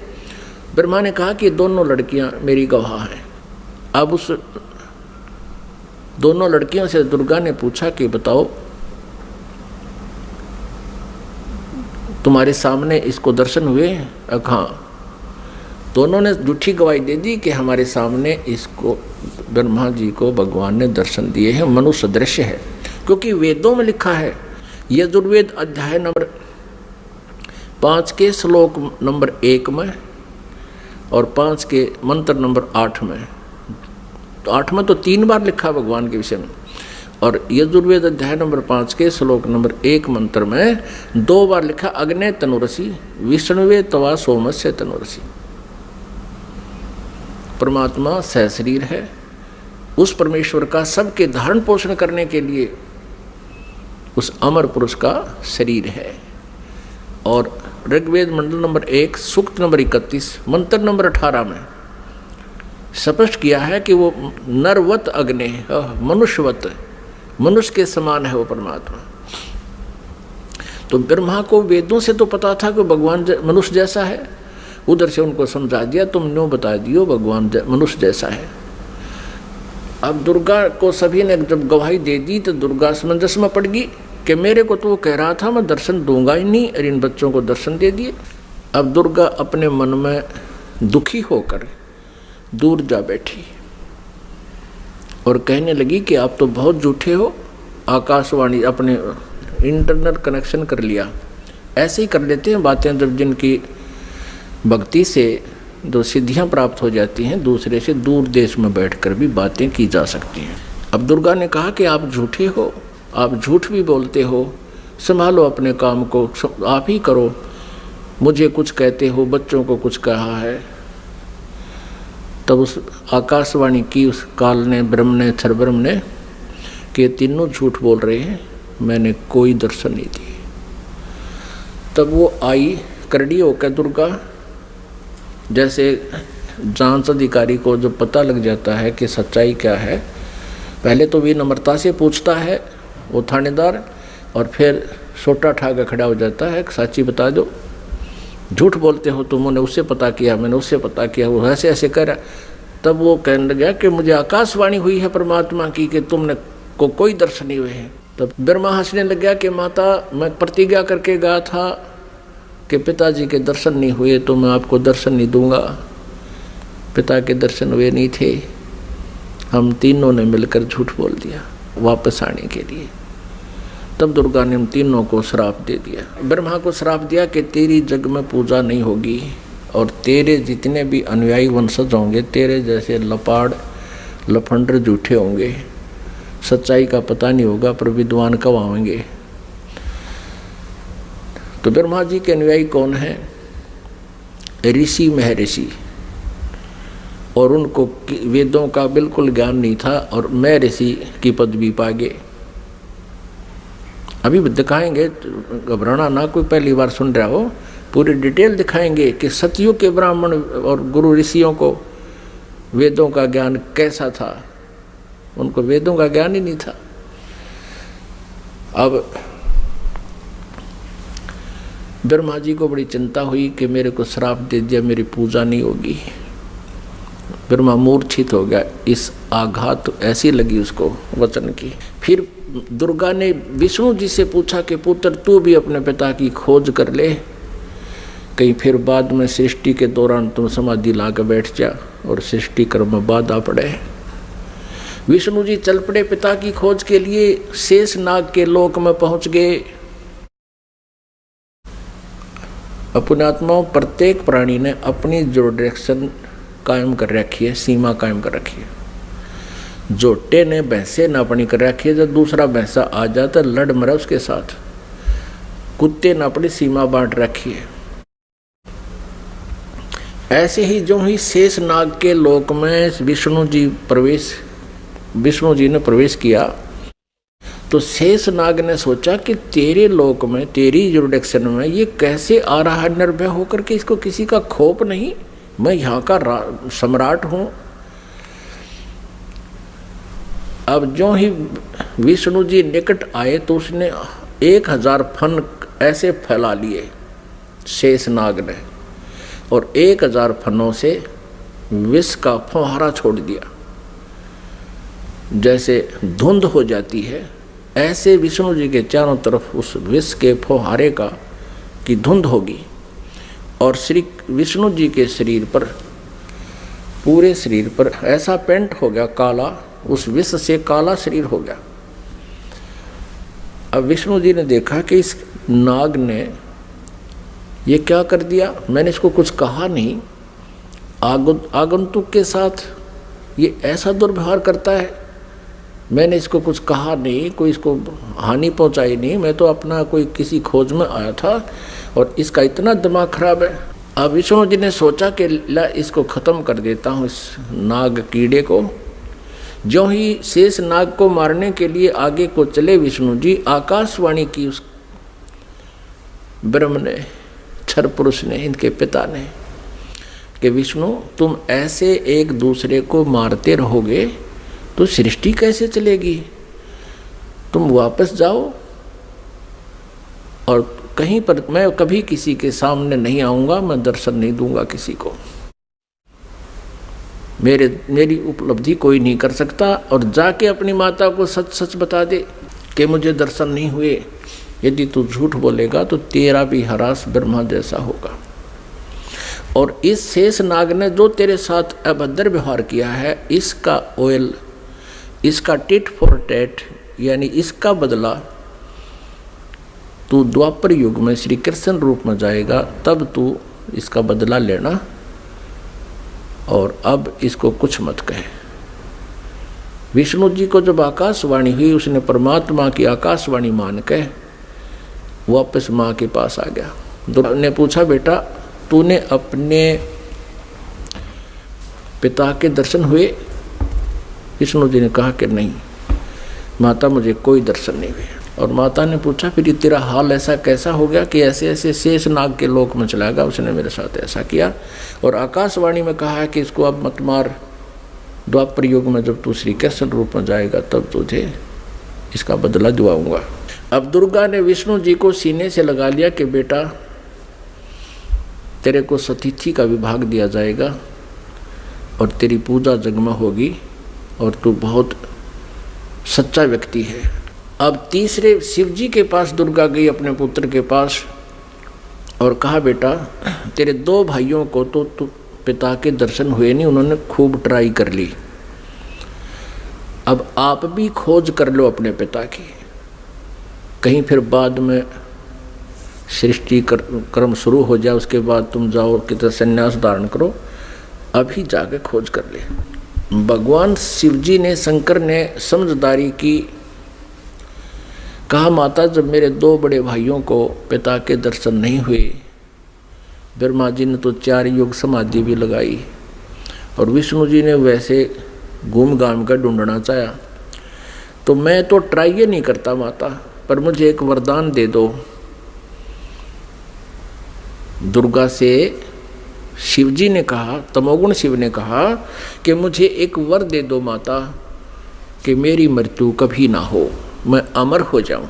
अब दुर्गा ने कहा कि बेटा, श्री देवी ने कहा कि पुत्र यहाँ ऐसा नहीं हो सकता, जिसका जन्म है उसकी मृत्यु होगी ही होगी, ये मेरे बस से बाहर की बात है, लेकिन मैं तुझे एक विधि बताती हूँ जिससे तेरी आयु सबसे अधिक हो जाएगी। तो भगवान शिव ने कहा कि माता वही कृपा कर दो। तो दुर्गा ने कहा कि बेटा इस आयु के बढ़ाने का एक विधि है, तरीका है कि प्राणायाम करके श्वास को सूक्ष्म कर ले, एक स्थान पर बैठा रहे और सूक्ष्म श्वास कम से कम लेने से आयु बढ़ जाती है, क्योंकि आयु श्वासों पर आधारित है। तो भगवान शंकर ने यही सिरोधार्य किया, जैसे आप किया गया। आप देखते हो ज़्यादातर भगवान शिव जी समाधिस्थ रहते हैं, इनकी आयु भी सबसे लंबी है। 7 ब्रह्मा की मृत्यु के उपरांत एक विष्णु जी की मृत्यु होगी, 7 विष्णु जी की मृत्यु के उपरांत एक शिव जी की मृत्यु होगी, तमोगुण शिव की। इसकी इतनी लंबी आयु है। और एक ब्रह्मा जी की आयु कितनी है? ब्रह्मा जी का एक दिन, रजगुण ब्रह्मा जी का एक दिन 1000 चतुर्युग का होता है। और इतनी ही रात्रि, एक चतुर्युग में कितने वर्ष हैं हमारे मनुष्यों के? 43,20,000 वर्ष एक चतुर्युग में। ऐसे ऐसे 1000 चतुर्युग का ब्रह्मा जी का दिन और इतनी ही रात्रि। 30 दिन रात का महीना, 12 महीने का एक वर्ष और 100 वर्ष की ब्रह्मा जी की आयु। इससे 7 गुना विष्णु जी की, सतगुण विष्णु जी की, और विष्णु जी से 7 गुना तम गुण शिव जी की। इतनी लंबी आयु होगी। फिर इन तीनों पुत्रों का दुर्गा ने विवाह करना चाहा। आकाशवाणी की उस काल ब्रह्म ने, सरपुरुष ने दुर्गा जी से कि दुर्गा तो इन तीनों बच्चों को पुनः सागर मंथर पर भेज दे और वहाँ इनका विवाह करने के लिए तू ही 3 रूप बना करके 3 लड़कियों के रूप से निकलना। अब श्री देवी ने 3 रूप बनाए, गुप्त, और समुद्र में छुपा दिए। उधर से तीनों पुत्रों से कहा कि जाओ बेटा तुम सागर मंथन करो। उधर से ये काल सब व्यवस्था कर देता है। इन्होंने जाकर के सागर मंथन दूसरी बार किया तो 3 लड़कियां बाहर आई। अब माता ने कहा था बेटा जो पहले निकले उसकी पहचान कर लेना, अलग अलग। दूसरी बार जो निकले उसकी पहचान तीसरे के। तो तीनों ने आगे पीछे कर लिया, उनको माँ के पास ले आए। दुर्गा ने पूछा पहले कौन सी निकली थी? कि ये वाली। उसका नाम सावित्री रख दिया और ब्रह्मा से कहा कि ये तेरी पत्नी रूप में होगी। दूसरी को कहा तेरा नाम लक्ष्मी होगा और विष्णु जी से उसका विवाह कर दिया। और तीसरी से कहा कि तेरा नाम उमा होगा और उसका विवाह शिव जी से कर दिया। अब यहाँ से इस एक ब्रह्मांड में काल सृष्टि प्रारंभ हुई। इस क्षर पुरुष का परिवार प्रारंभ हुआ। इससे सुर और असुर उत्पन्न हुए। और पुण्यात्माओं, जो पुराणों में हम सागर मंथन सुनते हैं कि 14 रत्न निकले, भगवान शिव ने विष को ग्रहण किया, वो तो बहुत बाद की बातें हैं। तो पहले ये इस प्रकार सागर मंथन हुए थे। वो इन वेदों में, इन पुराणों में नहीं है, वो सूक्ष्म वेद में है, 5वें वेद में। पुण्यात्माओं, अब ये है वो सृष्टि रचना जो 5वें वेद में है, सूक्ष्म वेद में है। अब 5वें वेद का हमें पता नहीं था। आदि शंकराचार्य जी ने अपने द्वारा रची पुस्तक में उस सूक्ष्म वेद का, 5वें वेद का वर्णन किया है। और उन्होंने अपने द्वारा रची उस पुस्तक में उसको मेंशन किया है, समय आने पर दिखाएंगे। अब परमेश्वर कबीर देव जी ने 600 वर्ष पहले सन 1398 में वो सशरीर आए थे। सतलोक से चलकर एक शिशु का रूप धारण किया था। काशी शहर में बने एक लहर तारा नामक तालाब पर कमल के फूल पर विराजमान हुए थे प्रभु। और ये 5वां वेद प्रदान करने के लिए आते हैं अपने मुखारविंद से। और उनको एक निसंतान जुल्हा दंपति उठा ले गए थे। जुलाहे के घर प्रभु परवेश की लीला करते हुए बड़े हुए, वही कार्य करके दिखाया जनता को, क्योंकि ऐसी परमात्मा लीला किया करते हैं। वेदों में ऐसा ही लिखा है कि वो परमात्मा आता है प्रत्येक युग में, और ऐसे मनुष्य जैसी एक जीवन मनुष्य जैसे कर्म करके ये लीला करता हुआ अपना निर्वाह करके दिखाता है। ऋग्वेद मंडल नंबर 1 सूक्त नंबर 31 मंत्र नंबर 17 में। तो फिर परमात्मा ने वो वाणी आज से 600 वर्ष पहले अपने मुख कमल से गीता जी अध्याय नंबर 4 के श्लोक नंबर 32 में जिसके विषय में कहा है कि धार्मिक यज्ञों यानी अनुष्ठानों की अत्यधिक जानकारी विस्तार के साथ सत्य जानकारी सही जानकारी ब्रह्मणे मुखे, ब्रह्मणे माने सच्चिदानंद घन ब्रह्म, मुखे माने उसके मुखारविंद से उच्चारित वाणी में बिल्कुल विस्तार से कही गई है। वो तत्व ज्ञान है। उसको जानने के बाद फिर सभी कर्म समाप्त हो जाएंगे, यानी डले डोने बंद हो जाएंगे, गलत साधना आप नहीं करोगे। परमेश्वर कबीर देव जी उस समय कहा करते थे इन नकली गुरु आचार्यों से, मंडलेश्वरों से, कि तुम जनता को गुमराह कर रहे हो, तुम कह रहे हो कि ब्रह्मा विष्णु महेश के कोई माता पिता नहीं। परमात्मा कहा करते इनके माता पिता हैं, ये जन्मते मरते हैं, इनकी मृत्यु होती है, जन्म होता है, ये अविनाशी नहीं है, ये कंप्लीट गॉड नहीं है। तो इस बात का बहुत विरोध हुआ था परमेश्वर का। उन झूठे आचार्यों ने, उन नकली गुरुओं ने कबीर परमेश्वर के बारे में बहुत गलत धारणाएं पैदा कर दी कि ये झूठा है, अशिक्षित है, इसने वेदों गीता को पढ़ा नहीं, पुराणों को पढ़ा नहीं, क्योंकि ये संस्कृत नहीं जानता। अशिक्षित व्यक्ति है, ये क्या जाने वेदों और गीता और पुराणों के बारे में, ये झूठ बोल रहा है, इसकी मत मानना मत सुनना। उस समय तो हम धोखा खा गए जनता वाले, क्योंकि हमारे आचार्य जो हैं, जो गुरु लोग थे, ब्राह्मण ऋषि थे, वो संस्कृत भाषा जानते थे। तो हमने ये सोचा कि ये सभी सदग्रंथ संस्कृत भाषा में विद्यमान हैं, लिखे हैं, तो कबीर जी संस्कृत नहीं जानते, क्योंकि ये किसी ब्राह्मण के पास पढ़े नहीं, इसलिए कबीर जी झूठ बोल रहे होंगे, ये हमारे गुरु, ये आचार्य, ये सत्य कह रहे हैं, इसलिए परमेश्वर के उस ज्ञान को हमने स्वीकारा नहीं, और उसी का खामियाना आज तक भुगत रहे हैं। हम भक्ति भी कर रहे हैं लेकिन शास्त्र विरुद्ध कर रहे हैं। हमें ज्ञान भी प्राप्त है, वो परमात्मा का ज्ञान नहीं है। आज से 600 वर्ष पहले परमात्मा ने अपने सच्चिदानंद घन ब्रह्म की वाणी में क्या बोला था, क्या बताया था। जैसे ऋग्वेद मंडल नंबर 9 सूक्त नंबर 86 मंत्र 26 और 27 में, ऋग्वेद मंडल नंबर 9 सूक्त नंबर 82 मंत्र 1, 2, 3 में, ऋग्वेद मंडल नंबर 9 सूक्त नंबर 20 मंत्र 1 में, ऋग्वेद मंडल नंबर 9 सूक्त नंबर 96 के मंत्र नंबर 16 से 21 तक। उसमें कहा कि परमात्मा सतलोक से चलकर आता है। ऋग्वेद मंडल नंबर 9 सूक्त नंबर 1 मंत्र नंबर 8 और 9 में स्पष्ट किया है परमात्मा कि वह शिशु रूप धारण करता है, और जब वो शिशु रूप में आता है परमात्मा, तो उसकी परवरिश की लीला कंवारी गायों से होती है, और वो परमात्मा तत्व ज्ञान, यथार्थ ज्ञान को बताने के लिए अपनी प्यारी आत्माओं को मिलता है, श्रेष्ठ वर्णीय आत्माओं को, श्रेष्ठ आत्माओं को मिलता है, उनको फिर तत्व ज्ञान से परिपूर्ण करता है। उसी आधार से परमात्मा जो लीला किया ही करते हैं, उसी तरह करते हुए आदरणीय धर्मदास साहिब जी को मिले। अच्छी आत्माओं में से किन किन अच्छी आत्माओं को मिले? आदरणीय धर्मदास साहिब जी को मिले, आदरणीय मलुकदास साहिब जी को मिले, आदरणीय दादूदास साहिब जी को मिले, आदरणीय नानक साहिब जी को मिले, आदरणीय गरीबदास साहिब जी गांव छुडानी जिला झज्जर हरियाणा वाले को मिले, आदरणीय घीसा साहिब जी गांव खेखड़ा जिला मेरठ उत्तर प्रदेश वाले को मिले।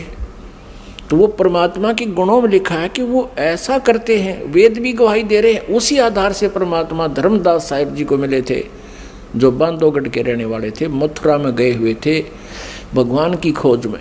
वहाँ परमात्मा ने कहा था इन तीर्थों पर भगवान नहीं है, भगवान आपके सदग्रंथों में लिखी हुई विधि से प्राप्त होगा।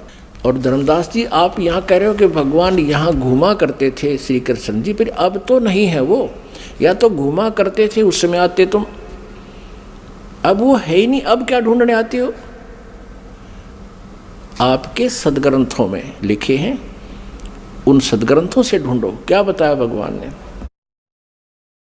धर्मदास ये जग बोरा न, कोई न जाने पद निर्वाण, यही कारण मैं कथा पसारा, जग से कहिए वो राम नियारा। परमेश्वर कबीर देव जी ने ये सृष्टि रचना धर्मदास जी को सुनाई थी, आदरणीय धर्मदास साहब जी को। परम पूज्य परमेश्वर कबीर जी ने जो कथा दास ने आपको सुनाई, यही कथा आदरणीय धर्मदास साहब जी को सुना रखी थी, उसमें से दास ने आपको सुनाया। अब ये उनकी सच्चिदानंद घन ब्रह्म की वाणी में लिपिबद्ध है, कबीर सागर में लिखा है, उससे पढ़कर सुना रहा हूँ आपको। वो कबीर वाणी कहलाती है, सच्चिदानंद घन ब्रह्म की वाणी कहलाती है, जिसके विषय में गीता जी अध्याय नंबर 4 के श्लोक नंबर 32 में कहा है कि वो सच्चिदानंद घन ब्रह्म की मुखारविंद से उतरित उस अमर वाणी में, कबीर वाणी में लिखा है। धर्मदास ये जग बोरा न, कोई न जान पद निर्वाण, यही कारण मैं कथा पसारा, जग से कहिए वो राम निहारा। यही ज्ञान जग जीव सुनावो, सब जीवों का भ्रम नसाओ, अब मैं तुमसे कहूँ चेताई, त्रिदेवन की उत्पत्ति भाई। इन तीनों देवताओं की उत्पत्ति मैं तुम्हें बताता हूँ, परमेश्वर कहते हैं कबीर जी। परम पूज्य कबीर परमेश्वर जी क्या बता रहे हैं कि अब मैं तुझे तुम्हारे तीनों देवताओं की उत्पत्ति बताता हूँ। पुण्यात्माओं, 600 वर्ष पहले परमात्मा ने ये ज्ञान अपनी सच्चिदानंद घन ब्रह्म की वाणी में लिखा, बोला, वो लिखा गया।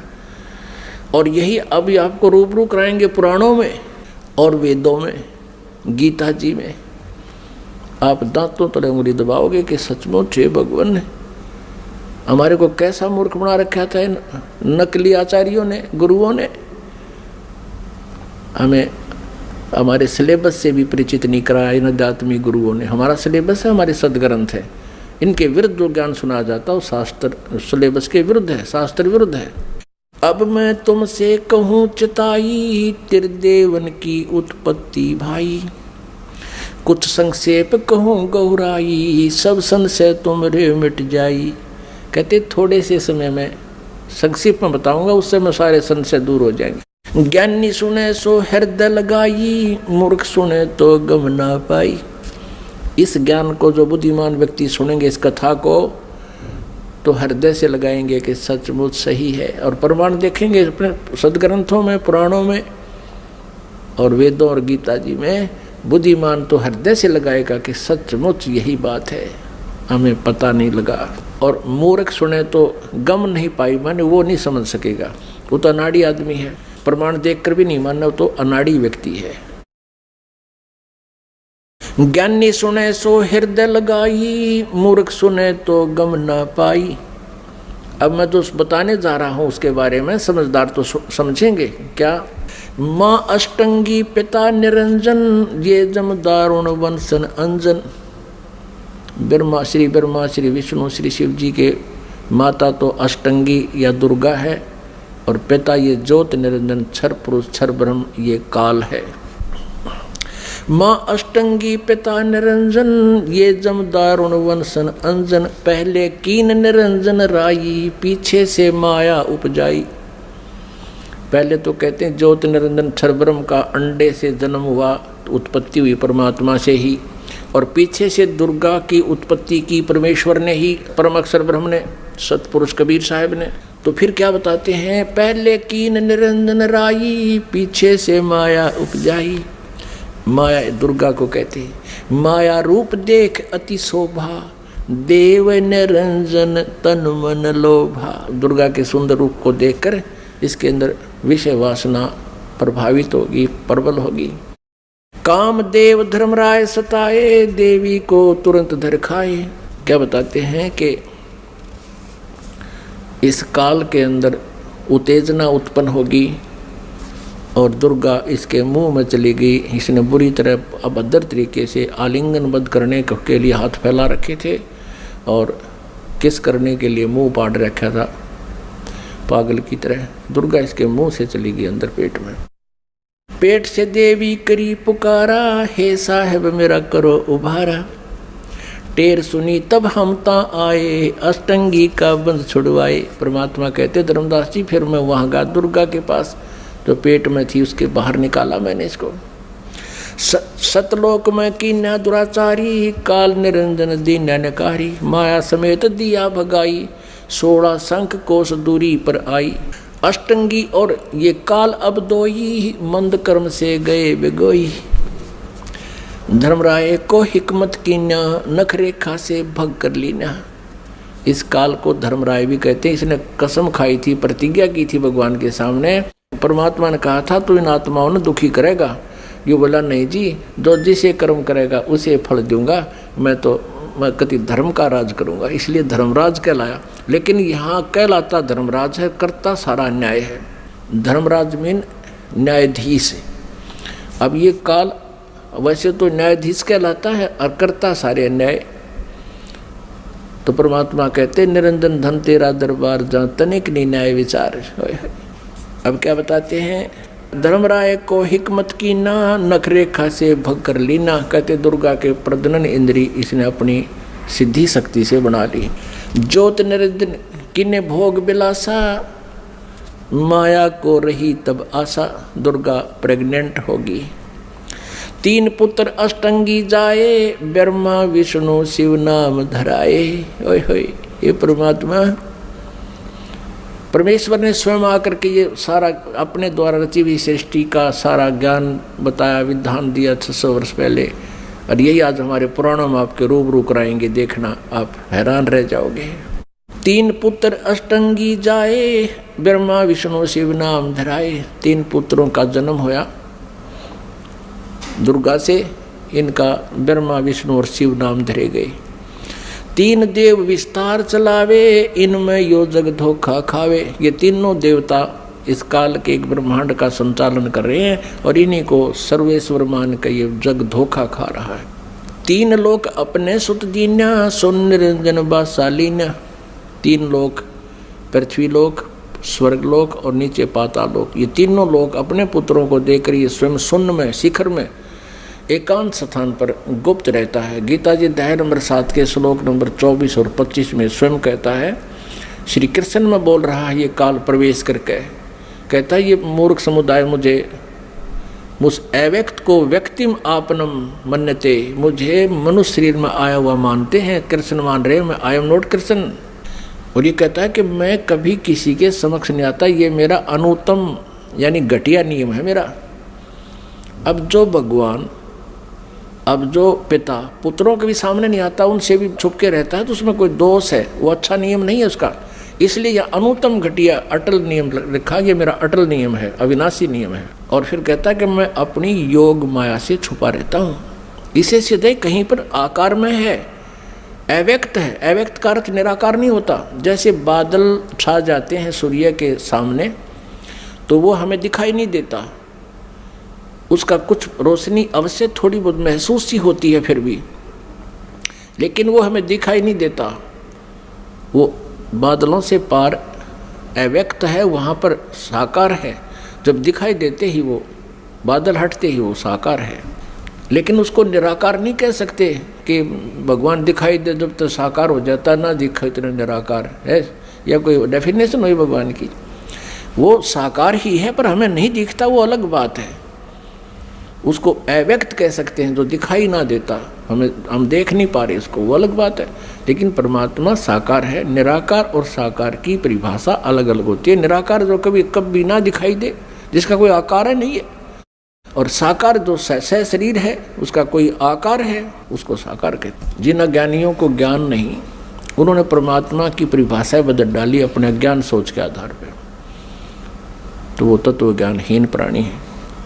ये खुद भी कहता मैं छुपा रहता हूँ, कभी किसी के सामने नहीं आता। यही परमेश्वर की सच्चिदानंद घन ब्रह्म की वाणी बता रही है, कबीर वाणी, कि ये ज्योत निरंजन सुन ठिकाना, यानी ऊपर 21वें ब्रह्मांड के ऊपरले स्थान पर रहता है। और ब्रह्मा विष्णु शिव भेद न जाने, ब्रह्मा विष्णु महेश को भी नहीं पता वो कहाँ है, कौन है, कैसा है।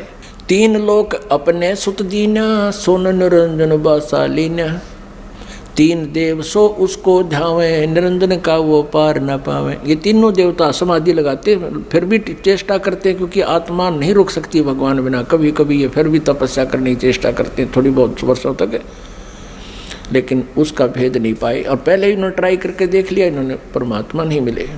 इसलिए दुर्गा ने उन्हें बता दिया कि वो निराकार है, तो इन्होंने स्वीकार कर लिया कि वो निराकार है। और इन्होंने भी ट्राई करके देख लिया, नहीं मिला, तो सब ने उसकी डेफिनेशन बदल ली अपनी सोच के आधार से कि परमात्मा निराकार है। क्यों दिखाई नहीं दे रहा उनको? उनकी वे ऑफ वर्शिप परमात्मा देखने वाली नहीं थी। वेदों में जो वर्णन है परमात्मा का, ओम नाम और आदि जो साधन है, ये परमात्मा को पाने के नहीं है। क्योंकि गीता जी अध्याय नंबर 11 के श्लोक नंबर 47 और 48 में ये श्रीमद् भगवद गीता जी का ज्ञान ये काल ही दे रहा है श्री कृष्ण में प्रवेश करके।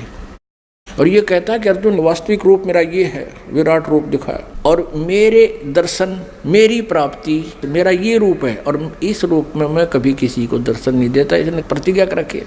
और ये कहता है कि अर्जुन तेरे से पहले मेरे इस रूप को जो तूने आज देखा, पहले किसी ने नहीं देखा इस विराट रूप को। अब श्री कृष्ण गीता जी बोल रहे होते तो ये नहीं कहते कि मेरा ये विराट रूप, असली रूप ये है, ये काल रूप है, इसको किसी ने पहले नहीं देखा। क्योंकि श्री कृष्ण जी तो कौरवों की सभा में पहले अपना विराट रूप दिखा चुके थे, तो ये शब्द नहीं कहते जो श्रीमद् भगवद गीता अध्याय नंबर 11 के श्लोक 47 में कहा और 48 में कहा कि इस मेरी प्राप्ति यानी मेरे रूप के दर्शन यानी भगवान प्राप्ति, ब्रह्म प्राप्ति, ब्रह्म का ये रूप है, ये काल है। कहता ना वेदों वर्णित विधि से, ना किसी जप से, ना तप से, ना किसी क्रिया से कोई भी प्राप्ति नहीं कर सकता। इससे सिद्ध है कि गीता जी अध्याय नंबर 8 नंबर 13 में कहा कि ओम इति एक अक्षरम ब्रह्म व्यवहारण माम अनुसमरण।